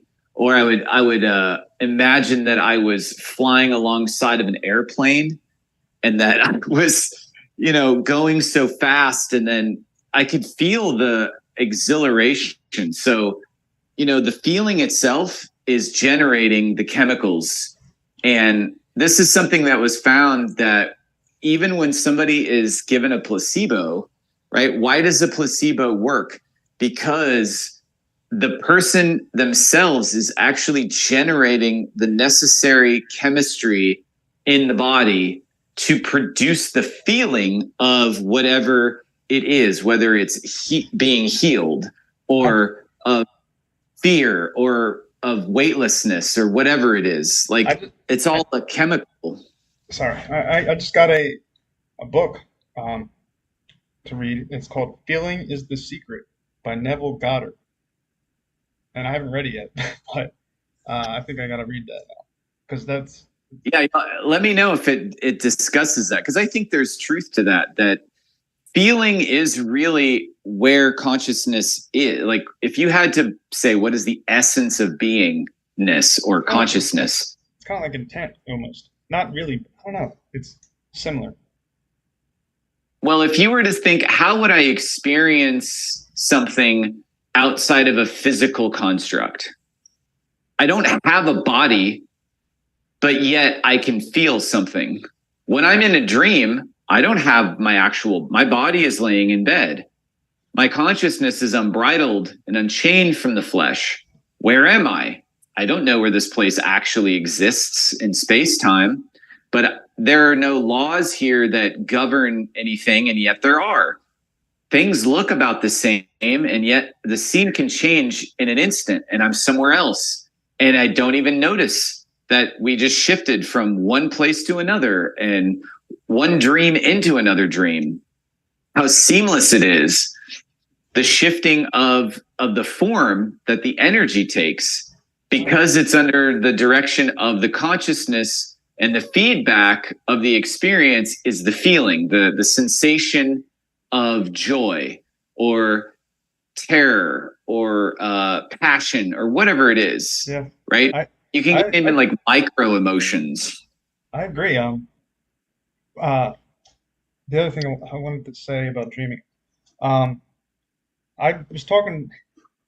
I was in a forum talking to this guy from Africa, and we were talking about like aurora type stuff. And he brought up this thing called the gate of death, where you can enter it in dreams or in real life if you're in like a life or death situation. And it's the way to pass the gate of death is you have to it's like the um, the jump program in the Matrix. Like you have to accept death fully, and then you go into another. I don't know. You pass the gate, and like every time I'm in a dream, I've only had this happen once. But whenever I die in a dream, I usually just wake up. Like if I'm falling from somewhere, and I hit like I'll wake up while I'm falling or whatever. But one time I didn't. I accepted the death, and in the dream I went into that room that like in the Matrix, the room that they go to like load up all their guns, that white room. The I went waiting room. Yeah, I went into that room, and then someone was there, and they said, "Congratulations," or something like that. But we're not authorized to let you go through this section yet, so you have to go back. And then I went back into the dream. It was weird. It was the weird. It was the weirdest dream. But I think there's something to the whole death, uh, gated death. And the African dude I was talking to, he um he was saying that there's a that Christianity is kind of like, he says it's the white man's version of like how they pass the gate of death. Like if you think about Jesus dying on the cross and all that, it's you have to pass the gate of death to get to the next level or whatever. That's what it seems like. Yeah, you got to go through. So there's a couple things. There's something called the dweller at the threshold, right? Or the guardian of the gate. Yeah. It's basically a form that energy takes that guards a passage in within your own consciousness from entering into other spaces, right? Because you have to prepare to pass through this door. And a lot of what you're saying is it's about overcoming the fear of death. And that once you embrace death, then you're able to pass through. And then there's another place that's referred to as the waiting room. And then there's a couple other spaces. And people talk about this too in conjunction with DMT trips. I think there was a guy that mapped out all of these different spaces that people on DMT had reported experiencing. And then he put them, he basically came up with these categories of what to name them, but they're also based on occult traditions and tribal traditions and dreaming and other such things. So it's in the dream space that most of this is actually happening. A lot of the occult is going on in the dream world, right? The adepts and the sorcerers, they're not. Yeah, I mean they're in the dream space. So when Neo wakes up and he's basically he defeats the dweller at the threshold, and then he gets to pass into Zion, or Oh my he God. comes out of his gelatinous pod, right? And now he sees what reality really is. He awakens from the dream, or the illusion is pulled off of his eyes and he can see. So I just was at like a week ago. I was at Mount Zion, Pennsylvania. How's that? But first I went to Punxsutawney. Uh, what were what was the story with the Punxsutawney? It was named after the sorcerer hermit. so yeah, Point. Punxsutawney, I guess, meant land of the sandfly, Yeah, yeah, place of the biting fly. And I guess it had to do with like all of these black flies and mosquitoes because it was a swampy area. But the story was that there was a sorcerer that lived there that was tormenting not the settlers, but the indigenous people. So why he was doing that and why in that particular spot, I yeah. don't know. Swamp. They say Well, that when they killed him, he actually didn't die, but he became all of these biting insects and to continue to terrorize people that were invading that space. And I guess when they drained the swamps, the insects or the curse vanished with it, meaning like energetically that sorcerer could no longer inhabit that form in that place because the conditions to meet that had to be met for him to be a biting insect were gone, meaning like the swamp. So hmm. maybe he moved to another space, maybe he moved into another form and There's continues to terrorize Punxsutawney. Maybe he is Phil. oh my God. Check this out. Uh, I was born on February 1st, and uh, there's a astrological date. I think they call it the embolic Imbolc, and it falls on either February 1st or February 2nd, and it's the time between the winter solstice and the spring equinox. And uh, Punxsutawney Phil, my family has a tradition where the firstborn son of the firstborn son names their kid uh, after the grandfather. So like two names end up repeating, and the two names are Pasquale and Philip. And I was born on like the same day as Punxsutawney Phil. My dad's name is Phil, and my name is Pasquale, which means Easter, which means spring equinox. So that's why I started my little journey um, during a full moon and the spring equinox. And I went to Punxsutawney. I don't know why, it just felt right. And that was my first stop. And Mount Zion's like right around there. I know That's that Punxsutawney is not very far from the western branch of the Susquehanna River. yeah. And It did feel weird. yeah, The town did kind of feel off. I don't know why. It just if you look at the history, all of these little towns that seem like so think about Groundhog Day. insignificant. Groundhog Day is such a weird like how what is that? You know what I mean? Like Well, like who it's came up with probably that? the Imbolc just under a different guise. I mean, Yeah, it's yeah, to me, I always associated it with the movie with Bill Murray. yeah, kind of. I agree. That that had more to do with what is this thing about the groundhog and it's seeing its shadow? First of all, like what determines whether a groundhog sees its shadow? Is the Yeah, sun exactly. out? Yeah, I mean, is it going to see it? Are you seeing your shadow? Do we need a groundhog for this whole thing?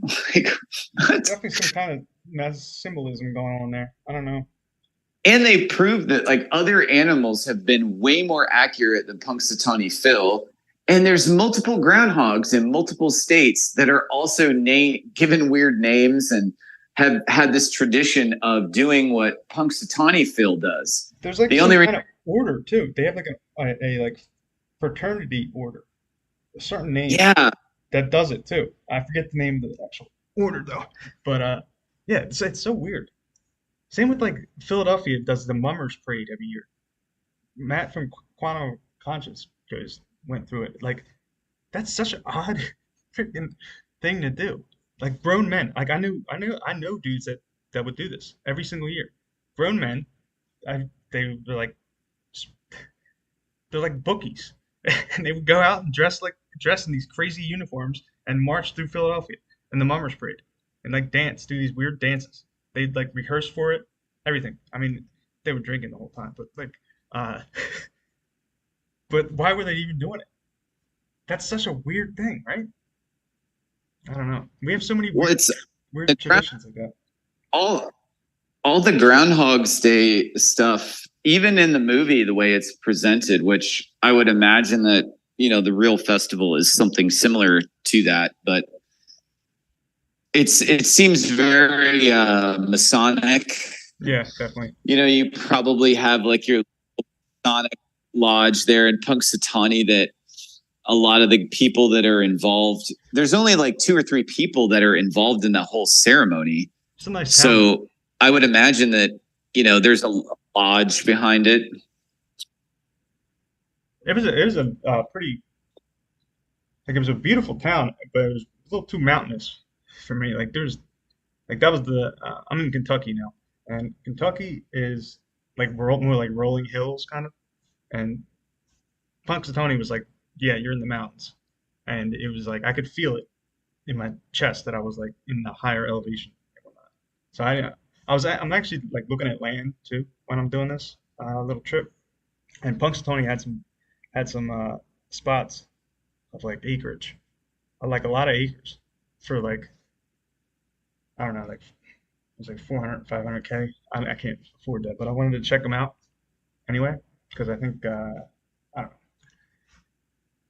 I got some crypto investments. But We anyway, they yeah, they had some. It was a nice area, but it did feel like off.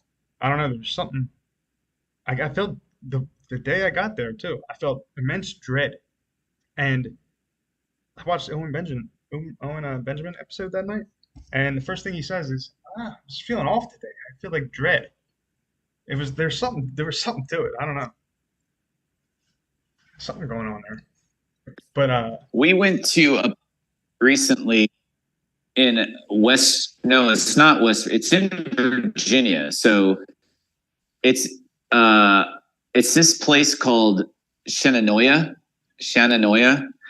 and it's up in the mountains. It's at the northern part of the Blue Ridge Mountains in Virginia, right before you go into West Virginia.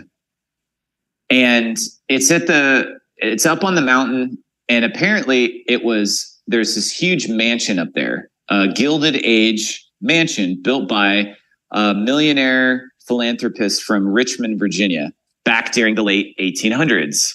He built this massive mansion. He bought 600 acres on top of this. He bought basically the top of this mountain. And he built this massive estate. And then he died shortly after. And so the wife inherited the estate. And then people were coming there. They built a country club. All of these hotels opened up. There was a Holiday Inn that was like really bustling. It had a Howard Johnson's restaurant just below it. And people were flocking there, like politicians and wealthy tycoons were going there to vacation. And then in the 1960s, it was 1958 or 1968. I don't know the exact year, but Walter Russell actually leased the place for 50 years to start his the University of Philosophy and Science or something like that, the Institute of... I've heard of that place. Actually. Anyway, they were they published a lot of his work. I just started reading some of his stuff recently, and we went there to check the place out, which of course it's closed, and there was a chain. You couldn't get into the drive. And so we were kind of bummed out. I wanted to see the grounds, but we drove back down the mountain, and there was this old, what looked like a hotel that had been abandoned. So we pulled into this giant parking lot, and sure enough, it was a motel or a hotel that had been abandoned, and windows were smashed out. There was stuff in rooms that was just piled up almost to the ceiling. Paperwork, old spreadsheets with printer paper that's green and white striped with the perforated edges, right? In binders. This was like sales reports and stuff from the 80s piled in rooms. There was broken glass and spray paint everywhere, but it had this amazing view of the valley down below.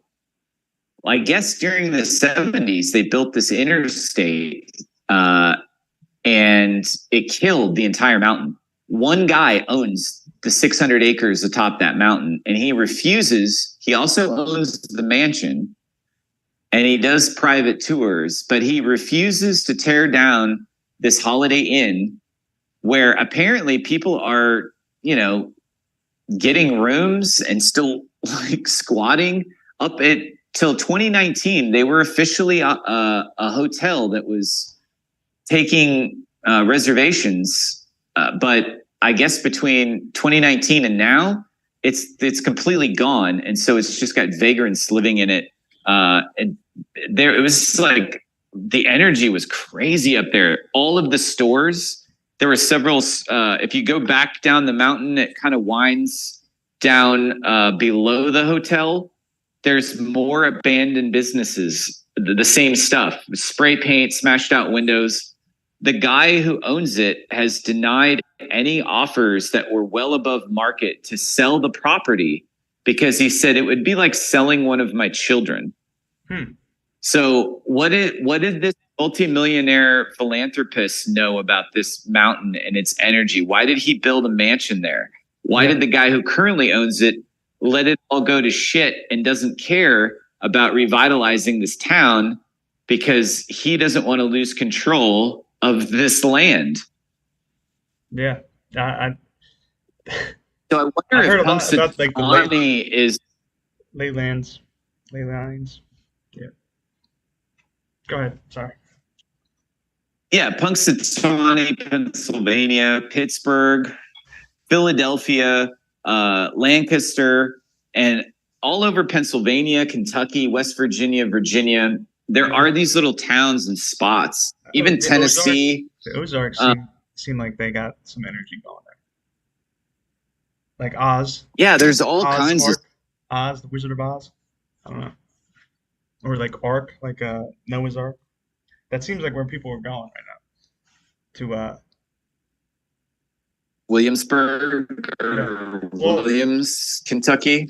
yeah. Are, Like I I went to Ohio. I went to Akron, Columbus, and this town called. I just pulled off because the town's name was so kind of gave me vibes. It's called Mogador. That sounds like the villain from Ghostbusters or something. So I was like, I'm definitely going to this town. And I went in there, and the the weirdest thing about the town was it had uh, every single house had either Lawler for mayor or the other name was Bedit, Bidet for mayor. And like every single house had a sign, Lawler versus Bidet. Like it was crazy. Like they were like so pumped about these two guys in this weird town. And I don't know. That that mayoral election race is gonna be nuts. But yeah, there was something weird about Mogador. I feel like there's so many towns like this in America. I think that old world Florida guy and that archivist guy that I got um the story about the old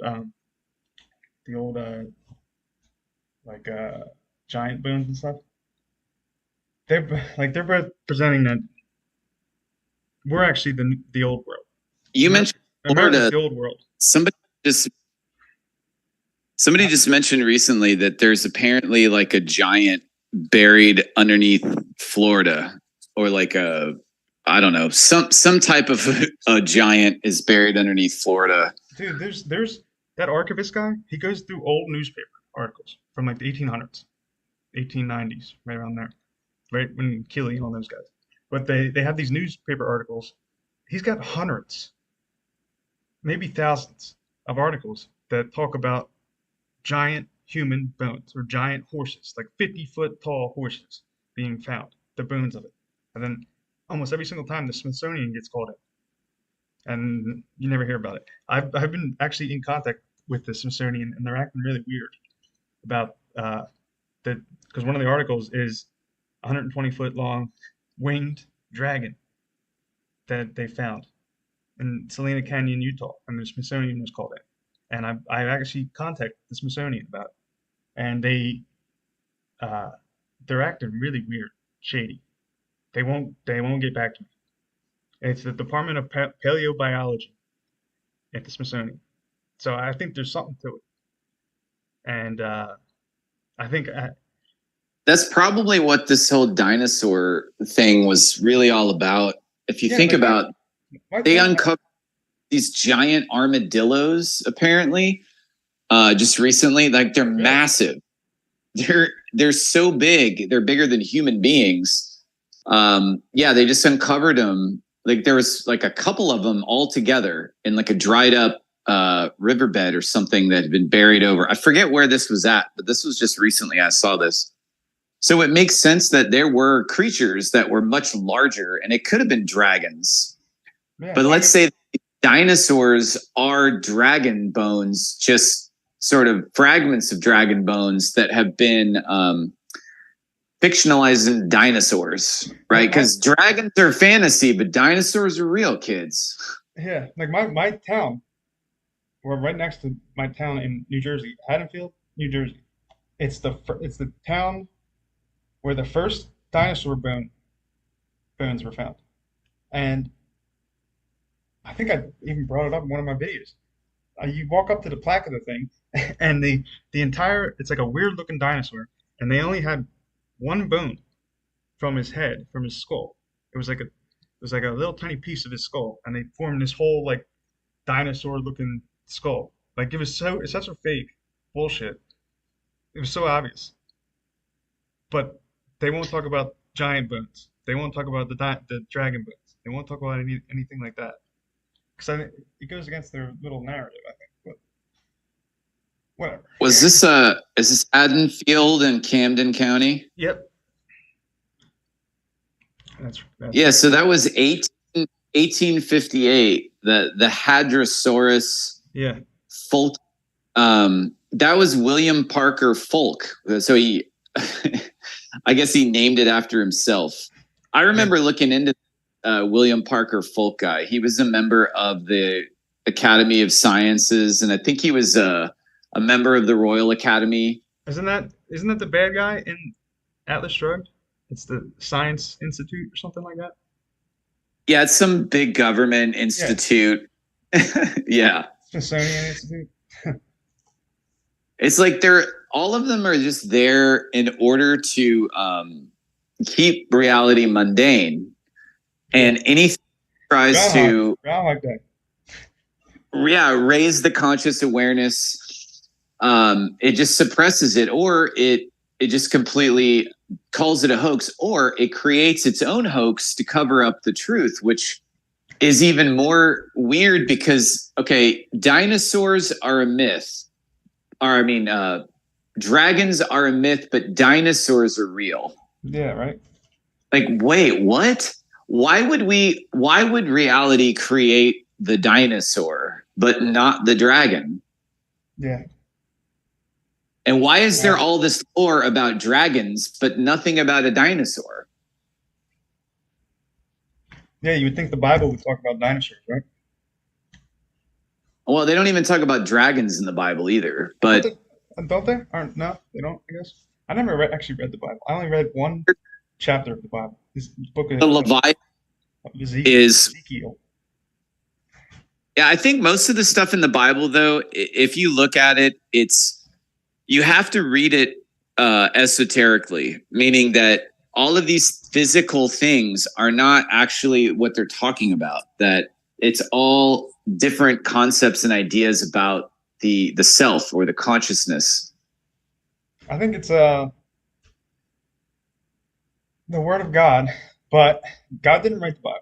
Let's clear that up. But it's in the way that you read it at the certain time you're reading it, and for who you are and where you're at, it'll speak to you as if it's like a totally different meaning than what when a normal person reads that passage. I think that in that way, it's kind of like the Word of God or whatever. But I think Christians say that it's divinely inspired, meaning that it was written by God, in that God transmitted the information to a person who wrote it down. Well, what's the difference between that and automatic writing or channeling or any of the number of things that people have put out in the public through publishing that were channeled from somewhere else? How many different inventions that shaped the course of history have we had that came from somebody channeling something, whether it's flying saucers, or it's the steam engine, or it's a quantum computer, or a hadron collider? People don't think of it without being in contact with some other higher intelligence, whether it's their higher self, or whether they perceive it that way or not, or it's God, or it's an angel, or a demon, whatever name you want to call it, right? Because if all is self, then God did write the Bible, because, well, the Bible was written by somebody, or different people. And if even if a panda bear wrote the Bible, it would still be written by God, because God is all. But what does that mean? When we think of each other as individuals and separate from everything else, well, what is God? If God is just an invisible force that is within all things, then being divinely inspired would mean that you would have to tap into the God within you in order to channel inspired scripture, like prophets or people that had visions, saints, people who would, lay out in a field and things would just come to them, or they would be taken up into a vision and shown all of this stuff. And then they would write it all down. I mean, that's pretty much what Enoch just came out and said. I was taken by an angel and shown all this stuff, and here's what he showed me. Boom. Well, I just Moses. God told me all this shit. Here it is. Boom. Yeah. I just opened the Bible because I'm in a hotel room, and came to the book of Ezekiel. That I randomly opened, and that's the only book I've ever read in the Bible. It's the book of Ezekiel. Have you ever read that book? It's actually pretty kind of interesting. From what yeah. Have you read that or no? Yeah, Ezekiel's wheel and the vision of the seraphim and the cherubim. It sounds like he was shown by like other entities that there were these grabblers hidden in the mountain or something that were messing with kids. And so they go in there, the angels or whatever kill the people, and then they tell Ezekiel that we're going to do this to the town next door or whatever. And you go down and point out which people are actually good. But the most interesting thing about it was this one dude. Like they all had like this shiny metal, like armor almost, like their clothing. But there was one guy, and the description of the guy, he had a clipboard, and it sounds like he was wearing a suit. I want to know who that guy is. You know what I mean? Who was that guy? If you can remember the chapter in Ezekiel, I need to go back and read. It's been so long since I've read any of the Old Testament. I think it's on this page. Let me see. What are the chances? I got to actually run, man. I got to go eat. It's been too long. It's been going about 2.5 hours. Yeah, we could probably talk for 6 hours, but it's probably a good time to cut off. You're right. But thank you for having me and doing this. This was awesome. Yeah, anytime. It's a lot of fun. I've been really enjoying your videos that you've been doing and this sort of documenting the travel that you're on.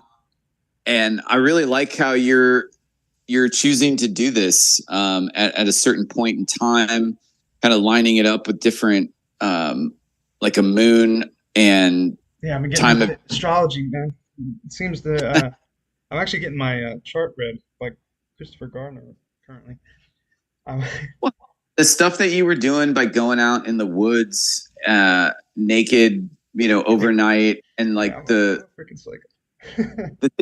I just feel like the things that you're looking into and the connections that you're making, they're so like right on with what I'm looking at in different places, and it's all lining up to kind of be saying the same thing. Like I think we're both searching for the same kind of thing in our own different ways, and I just love being able to come together and share our experiences and the things that we've kind of come up with, and it's awesome, man. So I appreciate it. Thank you. Yeah, thanks for doing the call on my stream. But I got a bunch of other dudes that don't really have channels. I mean, you have a channel, so I'm not saying that. But I know a bunch of other really interesting dudes that don't have channels, but I want to bring on the stream, try to like introduce them to like the consciousness, I guess. I don't know. But yeah, it was a lot of fun. Yeah, I've been doing that on my stream. I've been having some people on. Some of them have their own channel, but all of them are just, right now, it's been a bunch of musicians. So we just talk like music, but also like the esoteric side of music and vibration and sound. But it's been really fascinating. Even each individual person's story and their experience Yeah, and they're singing. I feel like musicians always they're a lot more tapped in my experience. I'm not a musician, but it seems that most of these conspiracy people end up being musicians. I know, right? Yeah, there's something to it. I'm learning the guitar right now, so I'm actually taking some guitar lessons. I have a guitar lesson tomorrow, and I found this guitar at a thrift store. It had its own case and came with like a tuner and everything. It was like one of these starter guitars, like an acoustic. I just had to get a new string put onto it, but other than that, like it just showed up. I was like, you know what? I think I'm going to learn guitar. Yeah, And I we've need to got learn something. other instruments that we've got, and I'm trying to teach my son, you know, or trying to get him interested in music. I can't really teach him how to play an instrument, but I would like for him to learn how to play the piano and, you know, just get in that musical mindset, thinking about sound and vibration and stuff. Yeah, yeah. Like I had a my family had a grand piano my entire life, and I never tried to play it. Like I was like sitting there. That's like the one instrument I actually want to play now, and they don't have it anymore. But the another instrument I might try is a banjo. I think banjo's kind of cool. But Yeah, it would be, or a steel guitar, yeah, or I yeah, tried there's guitar and I tried to play Crazy Train as my first song and couldn't do it after a couple hours, and I was like, nah, I'm done with this. Like I just gave up. But so I got a book recommendation for you before oh I yeah, hop off. all right, Yeah. So I guess it's a pretty old Chinese book, but you can get it translated into English. And it's called, what is it called? Meadows of Gold and Mines of Gems. that's a hell of a name. And Meadows if of you Gold. just read Meadows of Gold and Mines, like a mine Yeah, yeah, of gems, and it's basically just the history of the world up until the point at which it was written, which could have been like 600 AD, something like that. yeah. Uh, The Chinese know some shit. I think. oh yeah, I mean They they got were laying different out. culture. They didn't. Yeah, I don't know. They really broke down the whole Roman and Greek uh, esoteric knowledge and culture, and showed you how a lot of the stuff like the Bacchian and the Dionysian rituals and all of their magic was taken from knowledge that was developed long before them, and that they had lost access to the ancestral context that would give more wisdom to that knowledge. And so they practiced things, but they didn't have as much power as they once did because they'd lost touch with Oh, where that knowledge came from, and the cultural context in which it was derived was missing. And that's where all of the wisdom, what actually made the magic work, was inherently tied to the cultural practices, which they no longer observed. So, yeah, they were like tinkerers instead of like actually understanding how the principles work. I guess I don't know. right. And I don't know if that influenced Pythagoras at all, or if he figured it out, but there seems to be some discrepancy even in, like, if you look at the Eastern esoteric traditions versus the Western, there's a lot of differences. They may seem subtle, but it really does go to intent as well. And what do these people actually know how to do? Are the quote unquote Illuminati or the Masons? Most of these people they're not masters. Let's just put it that way.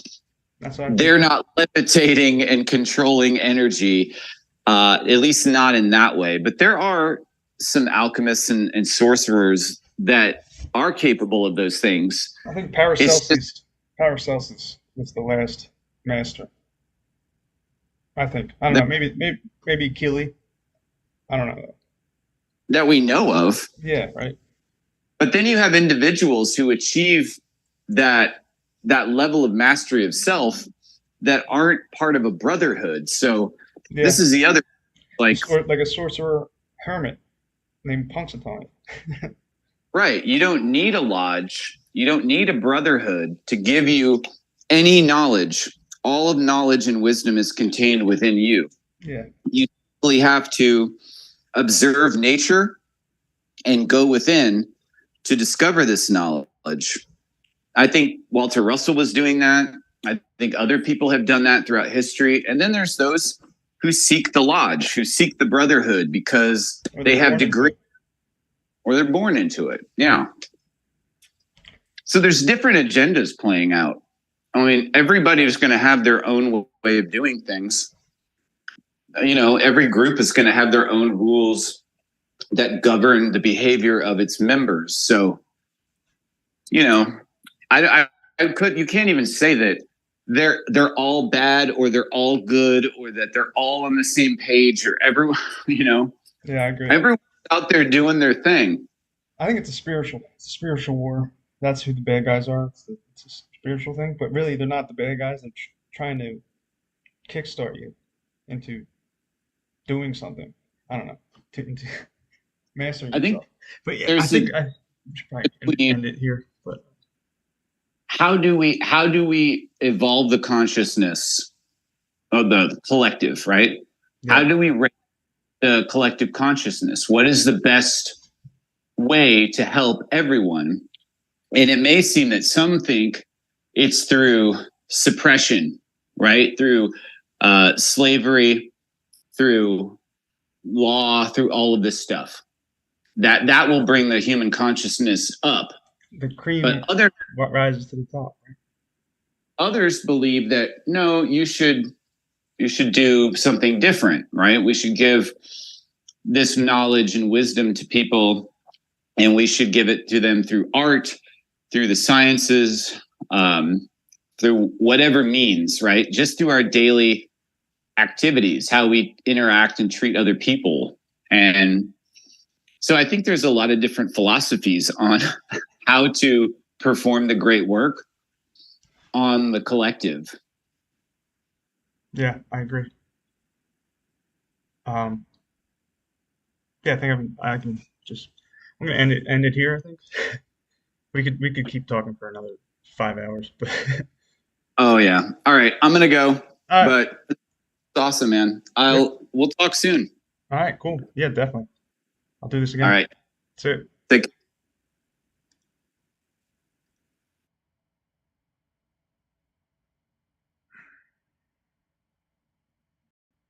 Got it.